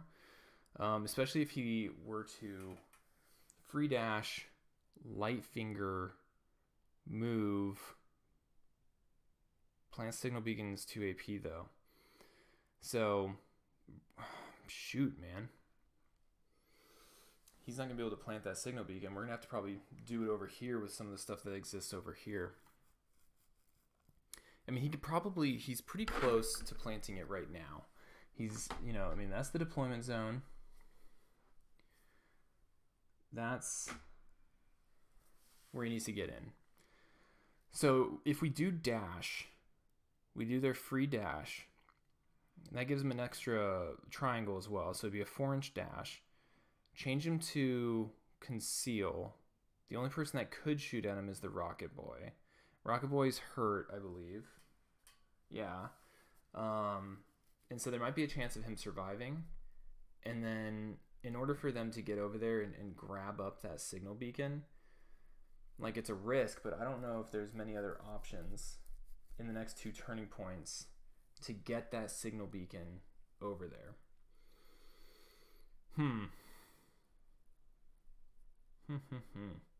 Definitely not going to be able to triangulate. We're going to have to use someone else for that. Unless he just happens to survive. He may also get lucky and kill the Rocket Boy or the Burner Boy, which would really help. So I think what we're going to do is we are going to move. No, we're going to dash. Light finger this. Get a primary objective point. Bring them down to 0 AP, or CP rather. And then that gives me, essentially, I've done 0 AP of stuff. So then I can move for 5 inches, or actually, if he dashes all the way over here, does the light fingers for free, that's 0 APL. If he does the move and hops over to here, he should be able to triangulate. Yeah, that's the way to do it. Scrap pile for the win. Does his move. We'll have him go to conceal. And he'll triangulate. That is the power of Voidscarred mobility right there. That is the power. And that's nice too, because he's injured, right? And so like his normal move is drastically lessened. And so being able to just hop over the scrap heap, that's going to really help. And then he's got that conceal order, which is going to protect him from like the Burner Boy and stuff like that. That's a cool move. I like that. So that's going to bring triangulate it up to completion and get a primary objective point. So he just scored 2 points, and if he survives, next turn he can plant a signal beacon back in that corner. So it's definitely important for the orcs to schwack him. Now the orcs get to go, and Bomb Squig is going to have to charge and detonate. He just has to. He has to do it. It's what Bomb Squigs do. Problem is, I have no idea how a Bomb Squig works. So if we look him up, he can perform the shoot action if he's within engagement range. Good. Did that. He does the shoot action. He selects his range weapon. Blah, blah, blah. Dynamite. Each other operative visible to and within circle, even if it's friendly. Measuring base to base, we're good, right? There's no way he's going to hit the commando knob. And cannot be in cover. After all of those shooting attacks have been made, this operative is incapacitated and blah, blah, blah. Can't do it with Overwatch. Sweet. So right now what we're going to do is we're going to do 4 shots hitting on 3s. It's a 5-6 profile, AP 1, P2. Meaning if I get a crit, all of a sudden the AP becomes 2 instead of 1. So we got 2 hits. I think we're going to do a CP and reroll one of these into nothing. Okay, cool. So we have 2 normal hits, AP 1. So 2, The Fell Arch does have his Mist Shield thing, which gives him, I think, like a 4-up invuln. Whoops, wrong book. 5-up invuln. So he'll get 3 dice looking for 5-ups. Holy cow. He just saved both of those. He just saved both of them.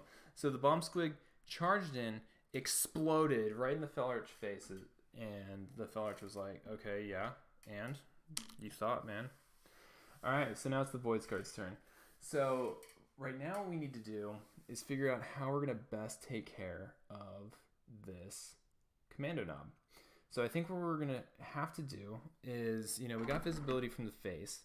It's definitely within Pentagon. We're going to Neuro Disruptor with the Fell Arch. And so the Neuro Disruptor is really good. It is 4 shots, hitting on 2s, AP 1, stun. So we'll get the stun when we get there. 4-5 damage profile. And he's not technically within square of another operative. I mean, we'd have to go in a little bit. No, I think he's within square. So he's going to be within square of the Soul Weaver here. So the Soul Weaver will go next. But anyway, Fell Arch is going to shoot the Neuro Disruptor. He got 3 hits. 3 hits. They don't have any CP, so there's nothing they can do to re-roll or anything. The Boss Knob has 3 defense dice. Looking for 4s. Oh, hold on. It's AP 1, so it's going to be 2 dice looking for 4s. Ooh, nothing. So if that's the case, that would be 12 damage coming through. So 12 damage would be enough to kill him. So we're just going to definitely just scratch one of them. And that's going to use up the rest of the Orc CP. And that's going to be 8 damage coming through. So that's going to bring him down to 3. So the Fell Arch has only shot. He can still move. And dash for free because Voidscarred. So he's going to move and dash to over here. And the biggest reason here is that we're looking to ideally, he's going to be so in range of that Rocket Boy. So if we get him down instead, then we might be able to hold this objective at the end of the game with him. So let's go ahead and bring him down. Damn it. Damn it, damn it, damn it.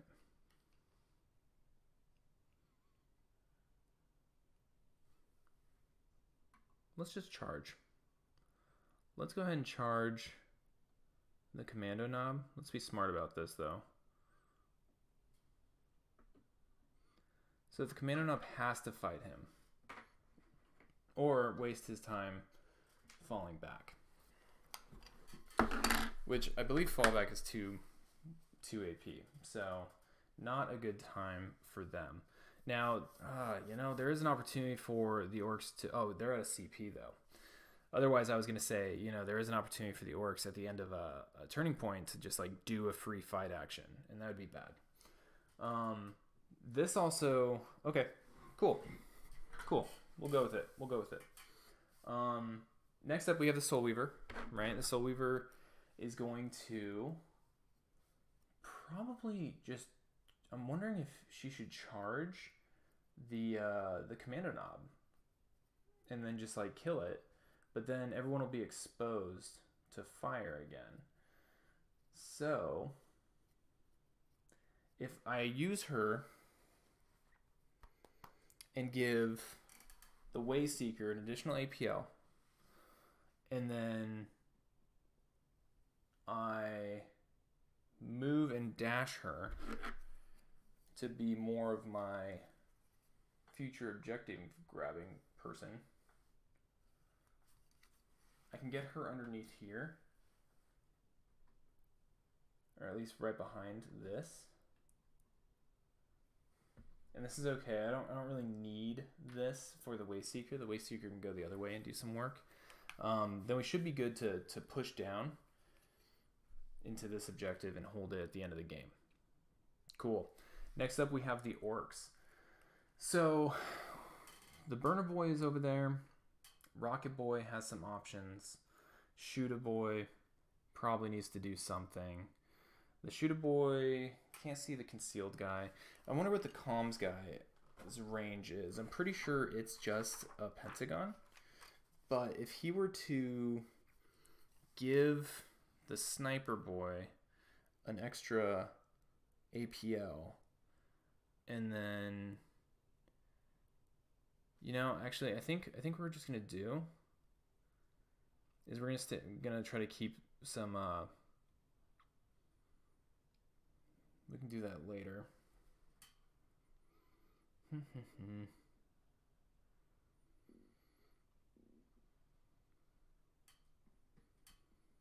We need to kill something. Burner Boy doesn't have long lasting, so we're probably just going to Burner Boy. What we're going to do is we're going to move him over this. Oh man, 2 APL. Definitely not an elite team. I want him to be able to roast the Fate Dealer, but he's not going to be able to do that this turn.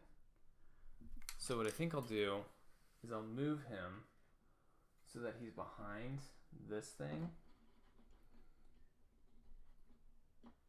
within 2 inches of it, able to see the edge of, and I'm sorry you're staring at my head right now, of that warrior, but not the sniper.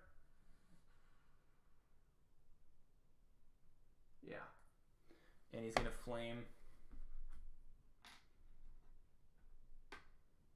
Now he is wounded. I need to make sure that's not terribly far. That's a little far. Whatever. We'll move him right here then, where he still gets cover. And then we'll just have him flame this guy. Okay, cool. So you're just staring at my head. So what's going on right now is Burner Boy, he's going to flame this warrior in an attempt to kill another nasty Voidscarred. Not just a nasty Voidscarred, but one that hasn't activated yet, which makes them all the more tasty. So it's going to be 5 shots. I'm trying to remember what the strategic ploy was that I used for these guys. Oh yeah, it was the shooting thing. I might have screwed that up. No, I don't think I've had any crits yet. Okay, so the Burner Boy, gonna shoot. Oh my god. Got 3 crits, 2 hits.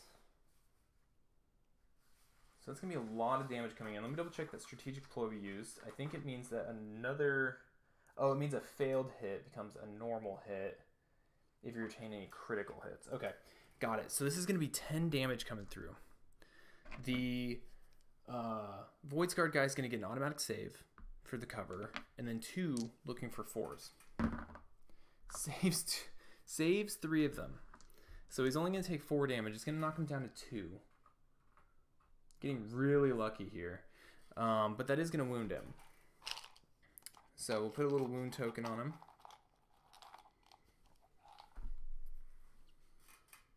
And then we'll pass to the Voidscarred. So the Voidscarred have a really cool thing that they can do. The Wasteseeker has a 3rd extra APL right now. And so what it can do is it can dash, switch places using his power with the Fell Arch, fight the knob, and then shoot something with his lightning bolt. That's pretty cool. That is pretty cool. So that's what he's going to do, ideally, if he kills that knob. So he's going to do a free dash. He's going to do his spell that allows him to swap places. So that's 1 APL. Go and move these triangles so I know where they go.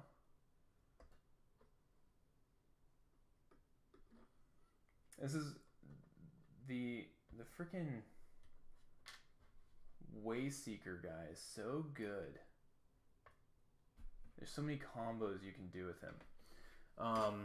Now he's gonna fight. That's gonna be his second APL, and then he'll have a third from the Soul Weaver to do a shoot action.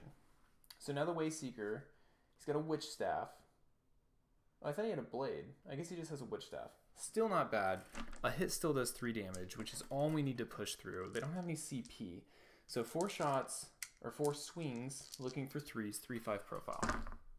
There's a crit. That's all it takes. The commando boss is not going to have anything to protect him. And so he'll die. Commando boss down. Real tight game. Totally forgot to put a wound token on him as well, but whatever. And now, this guy will have the opportunity to do a shoot action. Now, unfortunately, the Rocket Boy's obscured. You know, he could just do another move action. He never did charge. He could actually charge if he wanted to, which I think he might do. Let's go ahead and do that.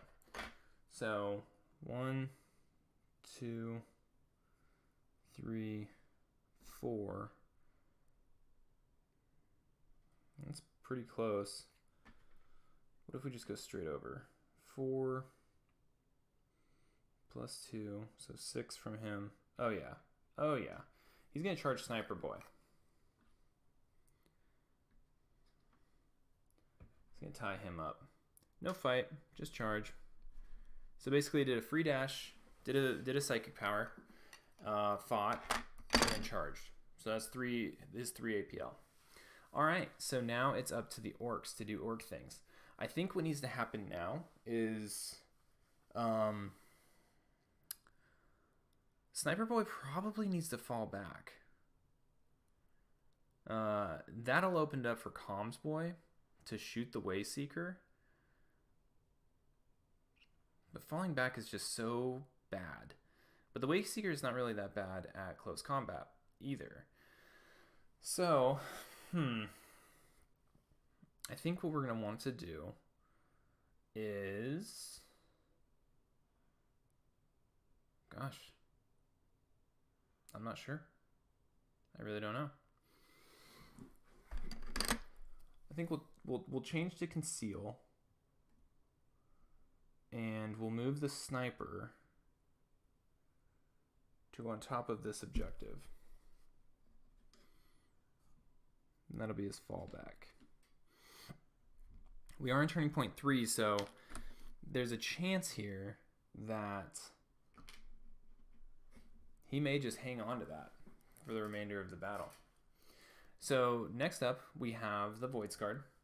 We only have this warrior and the fate dealer, or whatever it is, the sniper, left.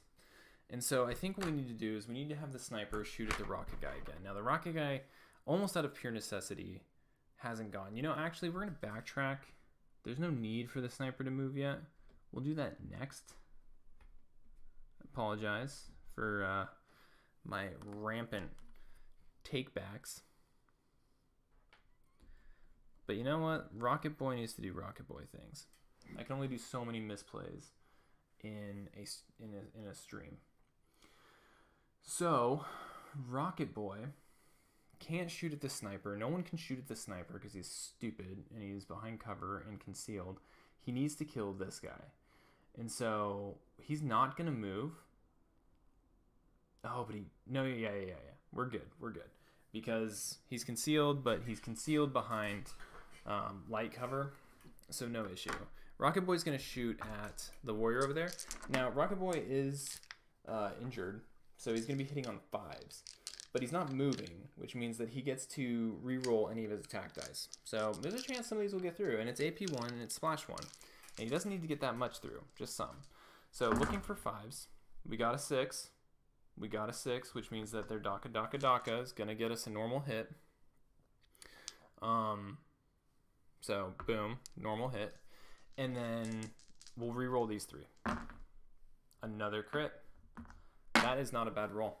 So the warrior over here is going to get 1 free save, and then he'll get to roll 1. Oh, there's nothing you can do. There's nothing you can do. He's dead. Rocket Boy for the win. Dead Voidscarred. No plant signal beacon for him.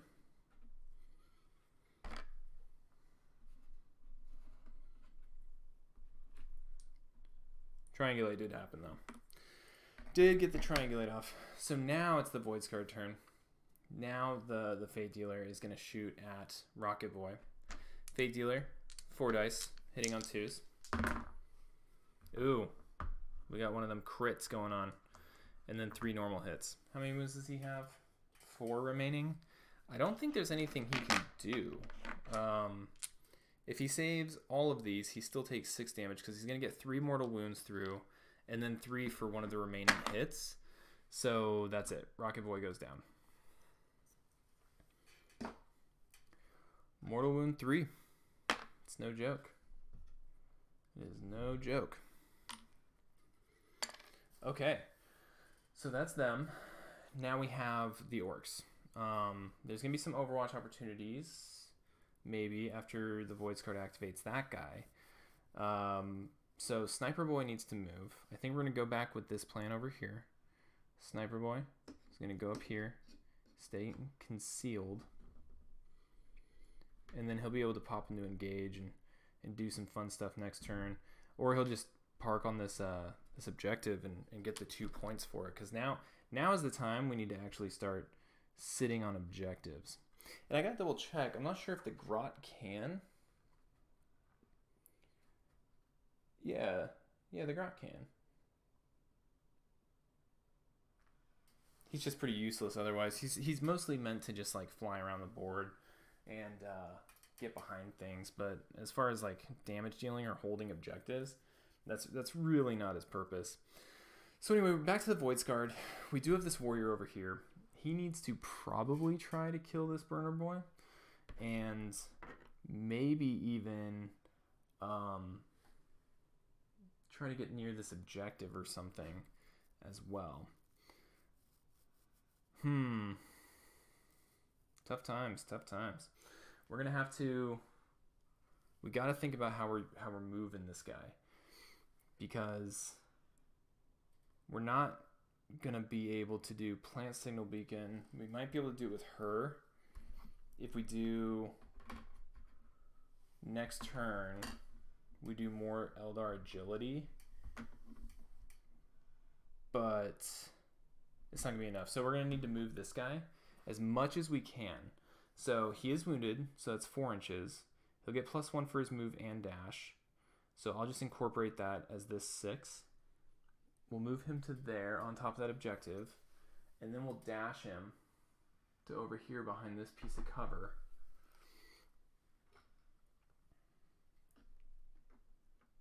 That way, next turn, he can drop a signal beacon, and hopefully he can kill this burner boy right now or during Overwatch. Okay, so now he's going to shoot at burner boy. It's going to be 4 shots. Hitting on 4s. He gets 1 hit. Burner Boy gets 3, looking for 5s. Saves it. Does not kill the Burner Boy. Alright, so next up we have the what do you call them? Orcs. And so now we have Comms Boy. He needs to do something about this Wayseeker. So he's going to move up to here, and he's going to shoot at the Wayseeker. And so he has 6 shots, hitting on 4s, 1/1 profile, pentagon range, stun, and mortal wounds too. So this dude wants crits. So we got to keep in mind, if he gets crits and misses, he gets normal hits as well. So we'll see what this ends up doing. But yeah, looking for 4s. Ooh, we did get some crits and stuff. So we got a crit. We got 2 hits. A crit makes another one a normal hit. So we have a crit and 3 hits. The Wayseeker will get 3, looking for 4s.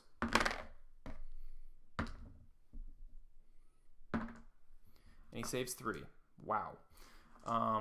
But the crit will go through. So the crit's going to do 1 normal damage plus 2 for the mortal, which is going to bring this guy down to 5.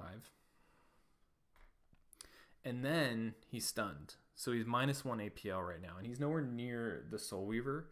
So this guy's not going to have a whole lot of action in him next turn. So that's definitely a win. Okay.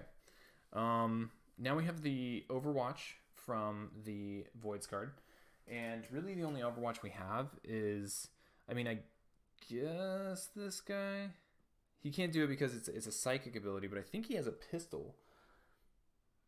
He does. The Wayseeker does have a pistol, but I think what's more important for the Voidscarred on this one opportunity they have is to really try to kill this damn Burner Boy. So this warrior is going to shoot at the Burner Boy, 4 shots, hitting on 5s because he's wounded and it's Overwatch. Oh, and he gets 2 hits and a crit, and that's rending, so it's 2 crits and a hit. This guy needs 3 5-ups, 2 of which need to be crits. He saves 1 crit. Saves 1 crit, so the Burner Boy does go down. Absolute bloodbath. Absolute bloodbath. Okay. And now we have this Grot. And I've been trying to figure out what the hell to do with this Grot pretty much this whole time. He's got Conceal. If he goes up top over here, the Fell Arch is probably going to kill him. But the Fell Arch also has to think about getting objectives. Because if this guy starts yeeting down the board, well, no, we know he's not going to do that. So she's going to hit here. Fell Arch is going to need to maybe cover this so that the Wayseeker can kill some stuff. Or, you know, the Wayseeker may get killed himself by the sniper. So I think old Grot here needs to probably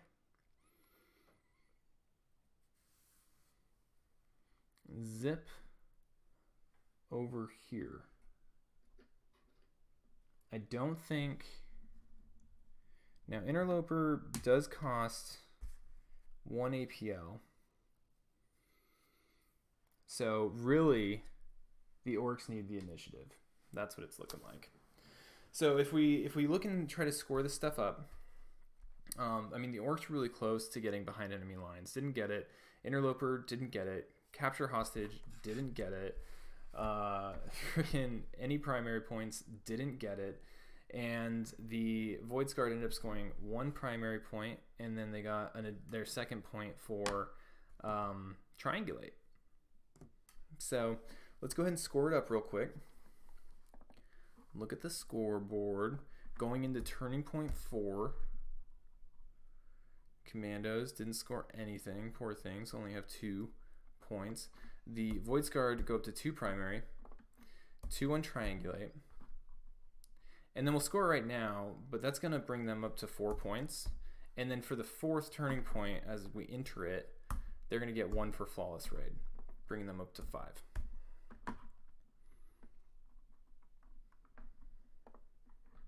Okay. Let me just do a quick double check. Turning point 4, Kommandos, primary 2, capture hostage, behind enemy lines. Got it. Yeah, you know, I must just be not playing the Kommandos well. I thought early on that this was actually, I thought I was playing biased towards the Kommandos. I thought I was like crushing with them, but the Wayseeker back here doing damage. Honestly, the Fate Dealer back there doing damage. The Wayseeker, this stupid wizard over here, is really what's just tearing this team up. He needs to be dealt with. He has all the combos in the world. He just does everything. And that's the biggest problem. And right now, as far as model count, like the Voidscarred have 5 models. And the Orcs have 3, but one of them's a Grot, which is pretty much useless. Like, let's be real. So we'll see how this goes. I'm trying to think the best way of like the Orcs actually scoring points. Not really sure how that's going to look right now. All right, but we readied all the operatives. Let's go ahead and roll for initiative. The Orcs really want this.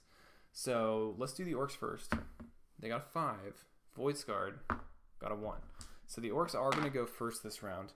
We are going to get 1 CP for each. So 1 CP for the Voidscarred, 1 CP for the the orcs. And then we're going to go into strategic ploys. And so for strategic ploys for the orcs, I'm really thinking that we don't need anything. I think what we need is we need that just a scratch if it comes up. If something's going to get shot off an objective, that's what we're going to need. And then as far as the Eldar are concerned, I think that the Voidscarred are going to want...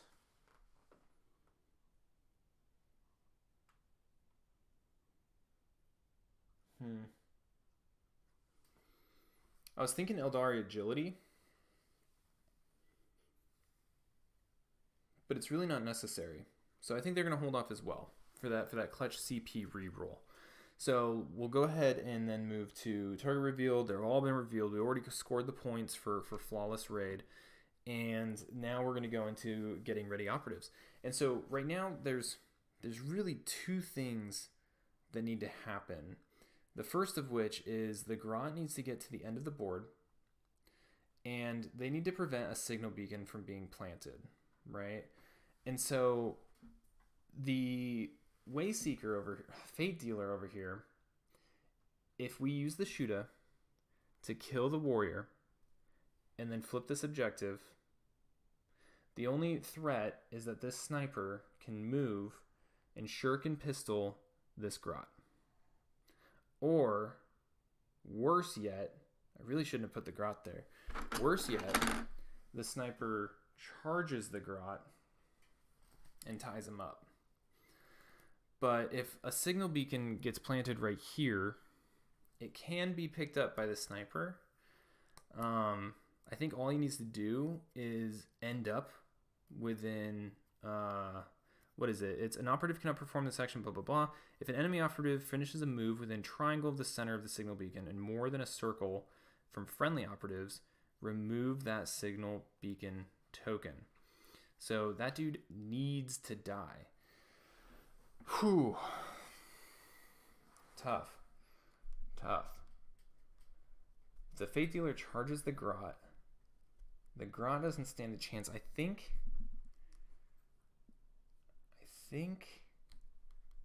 the Grot needs to do his thing for the 2 points. And then the signal beacon, we can probably shoot and then move. But if the signal beacon gets dropped over here, not going to be able to get rid of it. Really in a tight spot right now. But if I move this dude over here, shoot that guy,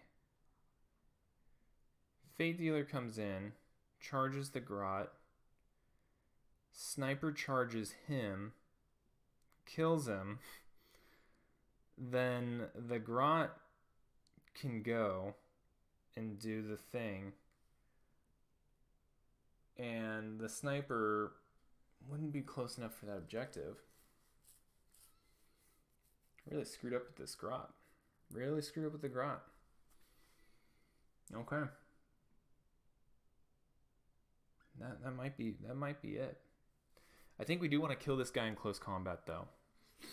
I think that's probably the best move that we can do, because then we'll get the hostage. And then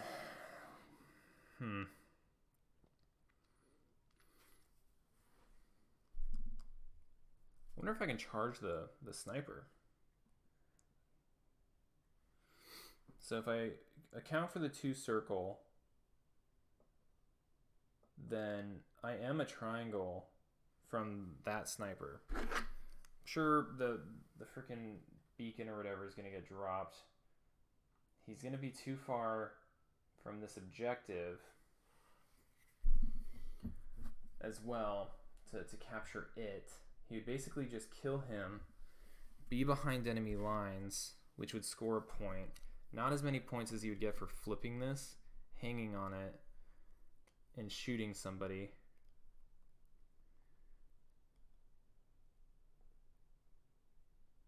The Grot can still score points if he falls back. So we need to deny points. That's what we're going to do. That's what we're going to do. Okay. That took a long time. The sniper is going to flip to engage. Actually, I don't need... Yeah, he does need to, because both of his abilities cost like 2 AP. And he's going to shoot at this warrior over here. Okay, so shoot a boy. Gonna do some shooting. If I can find his profile. I'm definitely gonna have to edit this video. And snipe a boy, not shoot a boy. He's gonna get 6 shots, hitting on 3s. So that's 2 hits, 3 hits, and a crit. And the crit's gonna do 2 mortal wounds. There's nothing this guy can do to save. Even if he saves 3 of them, he's gonna end up taking 4 damage. And so that is gonna kill this warrior. Okay, part 1 of the plan complete. Preventing signal beacon, which is not a small deal. That's going to stop them from getting 2 additional points. And so I'm pretty happy with that. He's then going to use his second APL to flip this and get a primary point. Cool. I think that was probably the best bet that we could have done. I mean, there's a shoot, kill, and then a charge we could do over here. But then he's getting off, like, that's 3 points, you know, that he's just not going to be able to secure otherwise. Okay, next up, we have the Voidscarred. Now, if you remember, this wizard only has 1 APL because of stun. I don't know if that gets refreshed at the end of the thing. For each crit, subtract 1 from the APL. I'm just going to go ahead and say it's until the next activation. So otherwise it would be kind of silly and maybe sequence-based, but I'll look that up later. We're going to go ahead and say it's until the next activation because it makes this way more interesting. Now, we do need to deal with the Grot, as we discussed. Then the comms guy is going to go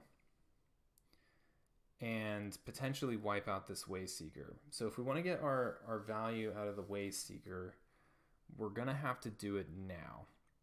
But then the Grot's going to go and get a bunch of points.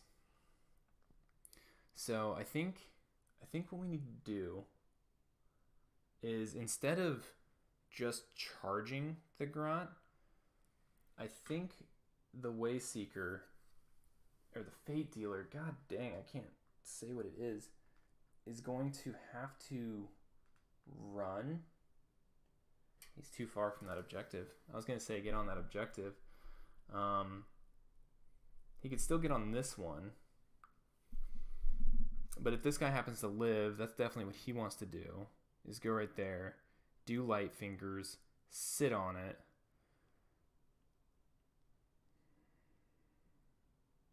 There's a pretty good chance of killing the Grot. So if he moves, shoots, kills the Grot, dashes, he's going to be too far from that objective. Might get some Overwatch. He has to shoot this Grot. He has to. He has to do it. So this guy's going to just move and dash over here. And he's going to have to change to engage.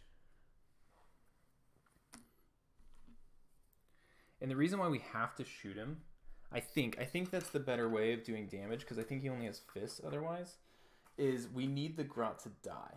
So like this is probably where that CP reroll is going to come into play. Yeah, homie's only got fists. Now the Grot only has 5 wounds, but the odds of getting that with the fist are a lot lower than getting it with a rending shuriken pistol. So he's going to move up very close to him with engage. We're actually going to use his full complement of his move and dash so that he can get Overwatch on this this sniper boy as well. So he's gonna move all the way on the other side of this Grot. Now we already measured it out that he's not gonna be able to get to that objective, so no worries there. We know he's not gonna have that, but we just want to make sure that he can potentially shoot that sniper boy. And he's going to do 4 shots, hitting on 3s. So that's 3 hits. We're gonna re-roll this one with the last CP. Don't get anything. Now the Grot has pretty bad saves, so it's gonna be 3 dice, 5 up saves. Saves 1 of them. And what that means is that the Grot is going to have to just a scratch. I think just a scratch works for him. Let me double check. Grots are weird. You can't do it on the Grot. You can't do it on the Grot. So I forgot where we were at. So it was 3 hits. There was 2 saves. Or no, there was 1 save. What the hell happened? Yeah, there was 1 save. And then we were going to just scratch another one. So I think what we need to do instead is we have to use the CP to re-roll 1 for the Grot. So we need a 5 up. And it's a 4. It's a 4. The Grot dies. There's no CP remaining for either team. And that sniper gets the deal done. You know, if we had calculated all this early on, this would have been the turn to probably do that free dash. Never mind. The sniper would have had to go over here anyway. Okay, never mind. All right, so now it's back up to the Orks. So the Orks need to probably secure this objective, and kill this thing. Can't really do both, I don't think, very well. So I think the comms guy is going to have to charge, get on that objective, hope to live. Well, you know, he's already on an objective, but he'd get the point for activating it. But I don't think he would survive from Homeboy's Neurodisruptor. So I think what we're going to do, and this has to work, but they will get Overwatch, is he's going to flip, and he's going to shoot at the Wayseeker. And this comes with so much risk. So much risk. He really needs this guy to die. Oh, he can do a mission action for 1 less AP, though. Move, do a mission action, dash back, or move, do a mission action, shoot.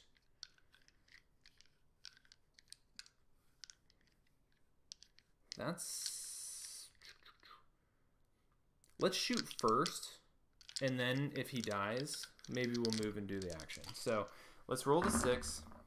That is a horrible roll. He needs 4 ups. He only got 2. He does get the stun. I think it doesn't carry over, so we'll say he has a minimum of 1 APL. But there is 2 mortal wounds in there. So right now we're looking at 4 damage, so not enough to kill this guy, no matter what. Wayseeker's going to roll 3, looking for 4s. Doesn't save any of them. Gets knocked down to 1. Wounded and only with 1 APL. Okay. So he has 1 APL. He's too far from that objective to move and flip it. But what he can't... Oh, you know what?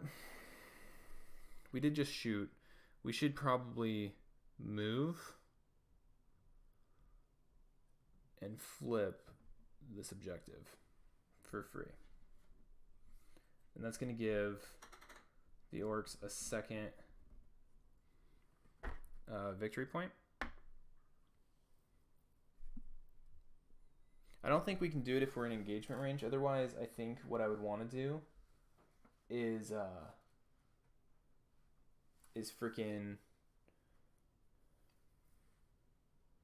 shoot, pick up, move, because he can pick up as well. We haven't been doing that, but it's totally a possibility. Whatever. This game's been going too long anyway. He's just going to shoot, move, flip, get the second one. We'll figure it out on the back end. The Wayseeker now needs to do something. And so he can either try to blast this guy, or he can stay on this objective, contest it, so when the Fellark comes... You know, let's do the Fellark first. Let's go ahead and move dash him to on top of this objective. He's not within square of Homegirl over here, I don't think, so she's not going to get to go next. And then he's going to shoot his Nero Disruptor at the comms boy.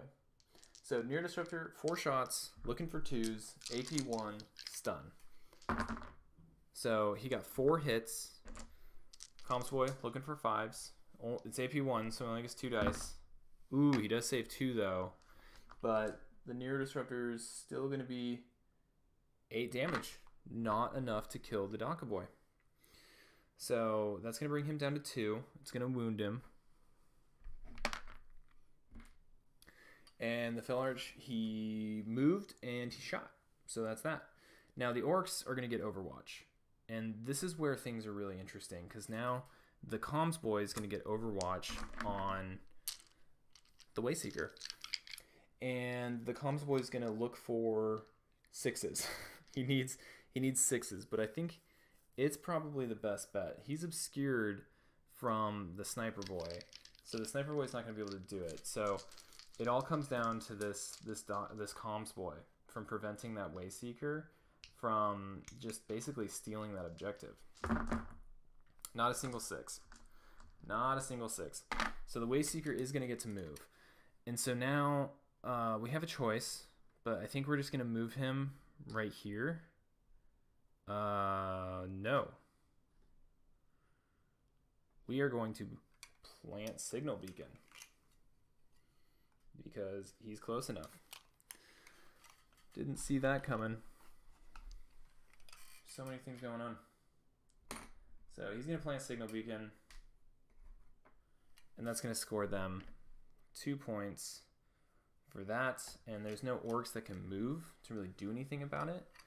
And so we can do Overwatch over here. It doesn't really matter. And so we'll just go straight to this guy who will move on to this objective, and then we'll tally it up. Cool? Cool. All right, so now if we score it up, if we look at the Orcs, they're going to get 2 for primary.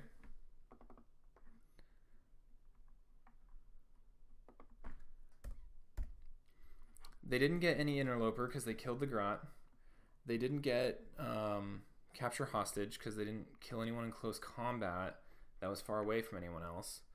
And then they didn't get behind enemy lines because they never stuck someone back there behind square. So that's only going to bring the Commandos to 4 points. So definitely not going to be enough.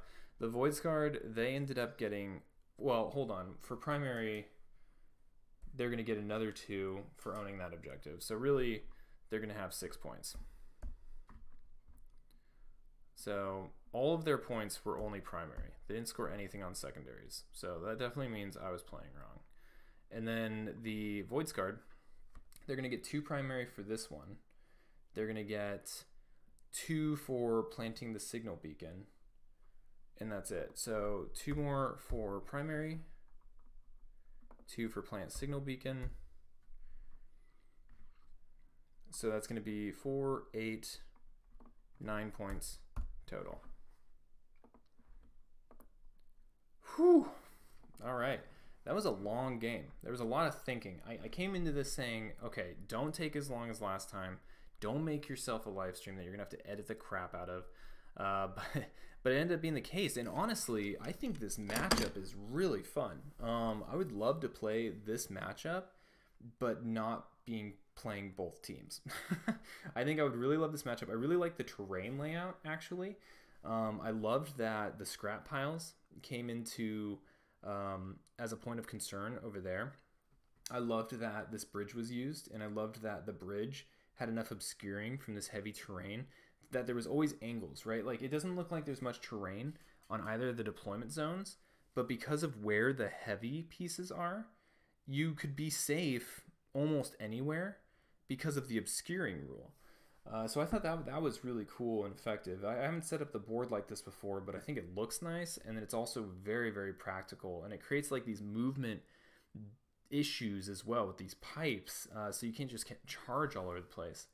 Definitely a lot of misplays, but that's why I think this matchup is so cool, because these armies, these 2 armies are so kind of like sneaky. They got a lot of tricks. They got a lot of combos. I'm much more familiar with the Voidscarred combos, but I definitely made a lot of mistakes with them. So hope you enjoyed it. I definitely enjoyed playing it. I don't know how long this stream has been, but it feels like an eternity. I am so thirsty.